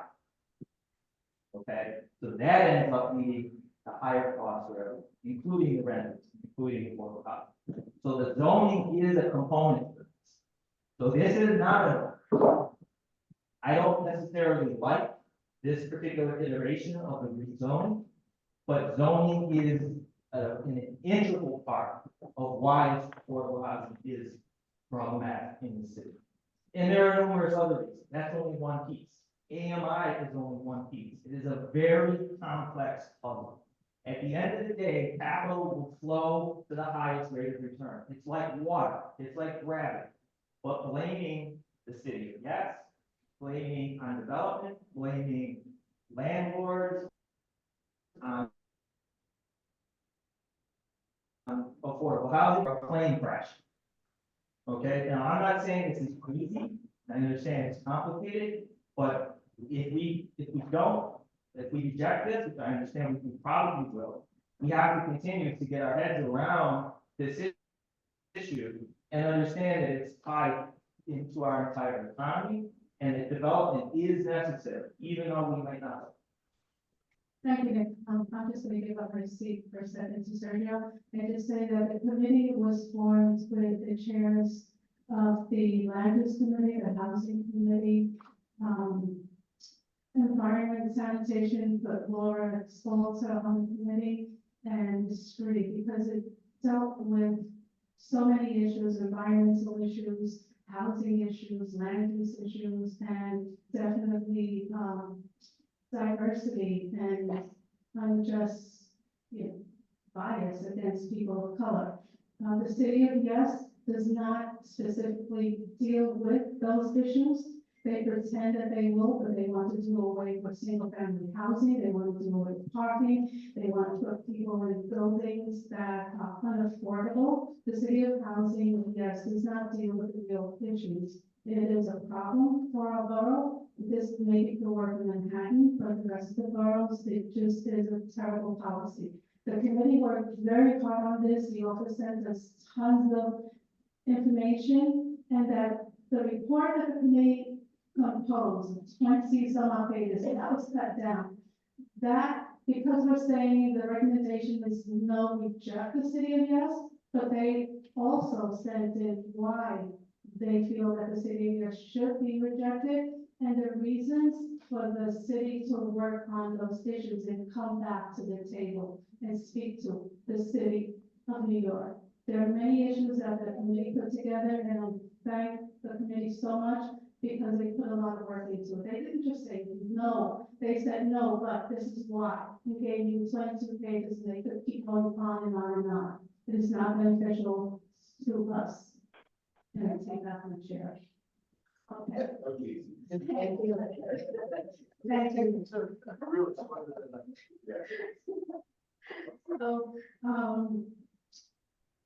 let's call a vote unless somebody wants to speak. Everyone is free to speak because like Steve said, this is an important issue. Mariana.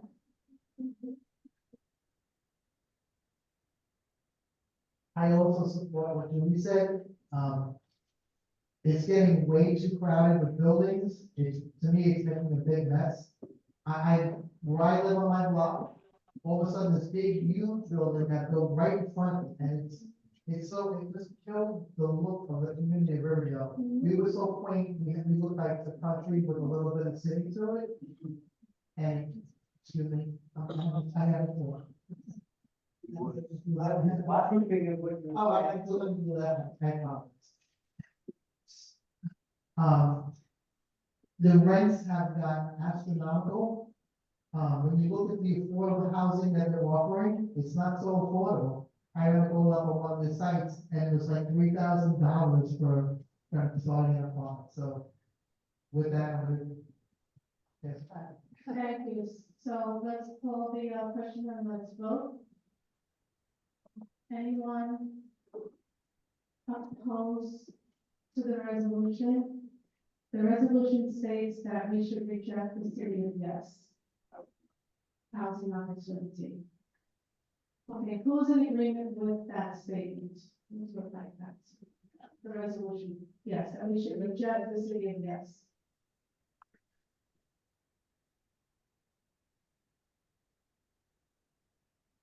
So we have.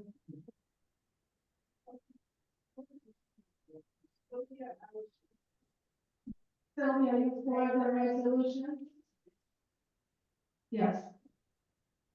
Constance Barnes Watson. Praise the name. All abstain? Bob Bender. In favor, yes. Carol Blake. You're opposed to it. No, I'm not gonna. I don't. In favor means you're against the. I'm thinking about all the negative In favor means you're against the city of Yes.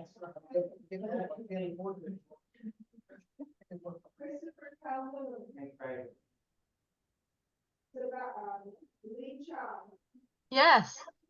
In favor. Ingrid DeLeon. In favor. Mark, Nick Taglio. Abstain.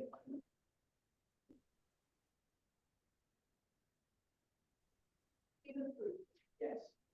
David Gallo. Aye. Mary Ellen Gibbs. Aye. Rosemary Nancy. Aye. Dr. Julia Gomez. Ed Green. Only in favor. Emily Gossett. In favor. Rashida Hilliard. Barbara Hale. Yes. Josh Lamb. In favor. Vita Paparilla. In favor. Oscar Martinez. In favor. Chuck. Oman Murray. In favor. Joy Campbell. In favor. Julie Reyes. Daniel Burley. Georgia Santiago. In favor. Ramdat Singh. Favor. Jessica Lawrence Walter. In favor. Deb Chavez. In favor. Sergio Wilberti. And Martin Wolford. No on yes, in favor.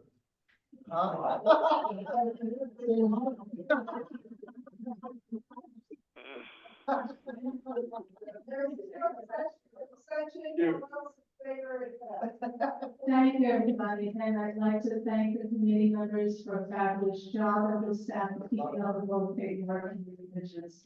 Thank you. It is 9:15.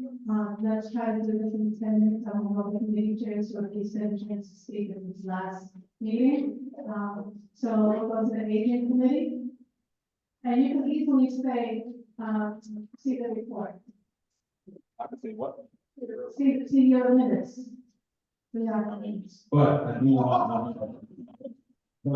want to wholeheartedly thank everyone in the committee and everyone who told me our chairmanship. It was a short time in the evening committee, but it taught me a lot. And one of the resolutions that we passed actually is different, so that is a worth it to me. Thank everyone who told me and keep going. Thank you, Oscar.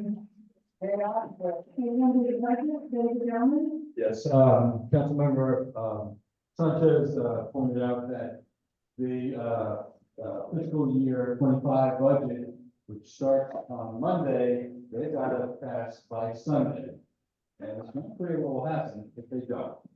That, aside right now, I will be working with Julie and Farrah in the coming weeks on what we discussed as committees, for fiscal year 2026. Thank you, David. Education, libraries, and cultural affairs. There was the last day of school, and I think that will be everybody in great summer. Thank you. Thank you, Sylvia. Environment and sanitation, Daniel.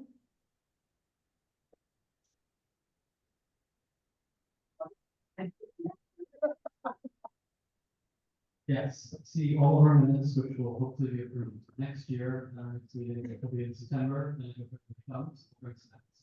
And people can go in, so you can get a quorum. Otherwise, Thank you, Daniel. no meetings tomorrow, meetings tomorrow. Thank you. Housing. Rosemary, housing. Had a wonderful meeting with Councilmember Sanchez. Anyone who attended that meeting, I think will agree with that. It's on Zoom. I highly recommend that anybody listen to the council member talk about new issues that are coming up in housing and how important it is for our community. Last, I want to thank we have the housing guide. We see it outside. We worked on it all year. It's in English. It got translated and it's printed in Spanish. So I thank you to the committee or my committee for doing it. This little gem here who helped to put it together, and Farrah for doing the publication and the searching, et cetera, et cetera. Thank you. Thank you. We have like 4 quick committees, and thank you, Rosemary, for stepping in there and doing a fabulous job. We just have 4 more committees, and then we have the council member, and then we're going to go to executive session real quick. We have special committee on racial equity. Are you reporting anything? Yeah, I'm reporting, for Margaret. A lot of documents circulated from the committee, already, and, please look at them because, the committee and Margaret in particular did terrific work this year on the issue of hate, which, unfortunately came back with a vengeance this past year. It's all in the documents. I mean, the work that Margaret did in this committee is stellar. So please do take the time to read those documents. The next meeting of the committee will be September 30th. It will be a joint meeting with the Health, Hospitals, and Social Services Committee on the subject of how hate affects health. Thank you. Thank you. Okay, thank you, Bob. Thank you. And she did a fabulous job, especially with that report. Special committee on veteran services, and I just want to say thank you, Eric, and the council members that was waiting. Thank you. Okay. November 30th is the proposed date of the Memorial Day event. We marked it in the channel, we knew about it. And we were able to get the city's veterans services commissioner to donate 2 special benches in Memorial Road that will be for the post 9/11 film action and Vietnam that are honored directly there. So we plan to have special ceremonies to unveil those as we go forward. So we'll keep you posted on that because it's groups that have not very much. Thank you. So, special committee on Hudson River Greenway. Thank you. Yeah, the report, the annual report of the committee circulated several days ago, maybe a couple of weeks ago. Please take a look at that document. Also, I want to thank the councilman who set up a meeting with Metro North. It was a virtual meeting with Metro North, and that was a main concern of the committee this past year, because we learned that Metro North is planning to do some sort of fortification along the Hudson River because of the danger of flooding of the Hudson Line tracks, particularly in the Bronx. So, because of the meeting that we had with Metro North, we've opened up a dialogue with them, and there'll be a lot more to come on the subject. Thank you, Bob. You, Julia, anything about the certificates that you wanted to report? Not at all. Okay, thank you for, okay, Nick, if you pay them correctly, you want to pay all the certificates, there's a lot of time. Go ahead, you're putting 1 minute. No, because we have a council member waiting, you know. This is your. Meeting was in May, please refer to our minutes, we had a great year this year, I just want to thank the committee for all of their hard work, this is an incredible committee, you guys are all superstars, thank you so much for helping businesses, we met with over 75 businesses, and I'm really excited to see what the next chair is gonna do, he's young, he's enthusiastic, he asks questions, and he's super excited. Somebody said good looking, but I don't know if I'm gonna agree. But he's gonna do a great job, I'm really happy, really excited to be on the show. Thank you. And thank you for the great work you've done for the community. Okay, we're going to have our council member who is patient, and thank you again, Councilmember Zinowitz, and then we can go to executive session for one quick minute. Thank you. I don't know what you mean, Nick, you're young, you're energetic, you're good looking, you're all good things. Good evening, everyone, I'll be quick, just a few quick things. One, I also want to thank the special committee on City of Yes. Really thorough, and I will share my views with you as of now. This proposal is really problematic. It really is for all the reasons laid out in the report. I don't need to go through all of them. But things that take away our ability as a community to have an impact on development. I do want to address some of the things that you mentioned, because there are some things in and out of control that are not based on zoning. AMI, for example, is federal. That's defined by the federal government. And a lot of the subsidies that we calculate and HUD gives us are based on those federal calculations, which problematically include a lot of wealthier areas in and around New York. So that's a federal government. From the state side, there are subsidies that need to happen to encourage affordable developments. In New York City, in the New York City budget now, we are negotiating a budget, and we are pushing for capital funds for affordable housing. We are pushing for programs that help keep people in their homes. And we fund nonprofits that help keep people in their homes. In fact, in my office, once a month, we have West Bronx housing specialists. I mean, my staff is great. They help people stay in their homes and deal with housing issues. We have specialists, lieutenant organizers, all sorts of things in my office. So there are comprehensive solutions that we are looking at, that we need to look at city, state, federal.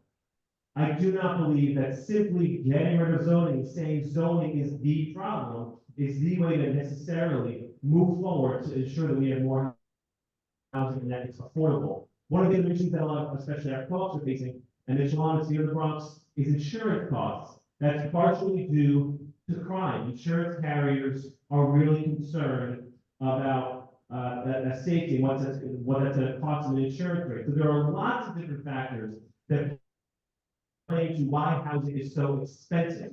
And it is worth taking a comprehensive look at that. We in the city are trying to do our part. And part of that is the budget.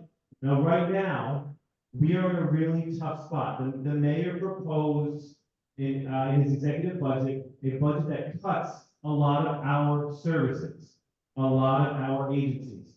It cuts the arts, it cuts libraries, it cuts CUNY, it cuts our senior centers. And we right now are in the city council. I sit on the budget team. We are negotiating with the mayor's team to try to fight those cuts and ensure that our senior centers are funded, our parks stay clean, and we have the funding to keep people in their homes, that our seniors have the social workers and the reading clubs and the lunch that they love so much, that the schools have the after-school programs that help keep our kids, including the sports programs, like football. The most important one. And finally, when we secure $5 million for a field at Kennedy, you want to make sure that we can fund the actual coaches that do the work, keeping our kids, on the football team. So that is the biggest battle. And if the budget doesn't pass, we are in a lot of trouble. I'm not gonna get into it all now, but we have to pass the budget, by the deadline. And so we are working to the 11th hour to fight for the things that we know make our community better and keep our community safe. And lastly, I will just mention the City of Yes for Economic Development. After a lot of back and forth, I will say we got a lot of good, changes made to the original proposal, changes that I think add more protections for our community and more of a voice for all of you. More of a voice for all of you, like, special permit, city council vote, if you want to put commercial space in a campus, for example. We got rid of the corner store, elements of the City of Yes for Economic Development. But with that, there was still a lot of opposition, I know, in this community, and a lot of concerns that I still had. And at the end of the day, I voted no, even though the proposal passed, I cast my vote as no. And I will continue to always hear the concerns of the community. This board I represent almost the entirety of this board, and I really rely on your counsel and your wisdom and your depth of knowledge and the amount of work you put into our community, the amount of research you do, and the amount of care you have for what our community looks like and what the future of our community looks like for those who are here long after us. So thank you, everyone. I wish you all a good night. I'm gonna hang out for the rest of the meeting until executive session. I'll kick it out, wake up early and try to fight for our budget dollars. Thank you. Thank you. Okay, so that is all committees, miscellaneous, I'm going to make a motion that we go into executive session based on open meetings law by Beth Building with the hiring personnel. Take a vote. You have a second? Okay, take a vote. Those in favor? Those opposed? Those abstaining? Okay, so David, I'm sorry, just wait for us outside, because I'll leave the board. Thank you, Austin.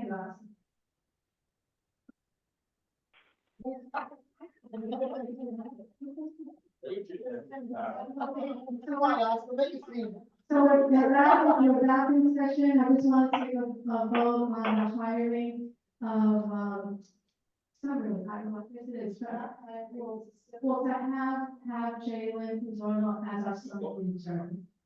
Those in favor? Those against? Those abstaining?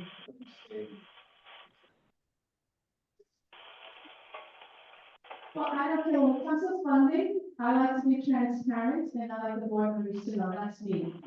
Okay, I'm never gonna do anything without the board knowing when it comes to money because they're not coming back to me. So everyone looks me, everybody else is agreeable. Thank you very much. Make a motion to adjourn the meeting. Thank you. Okay. Have a good summer, everyone. Thank you.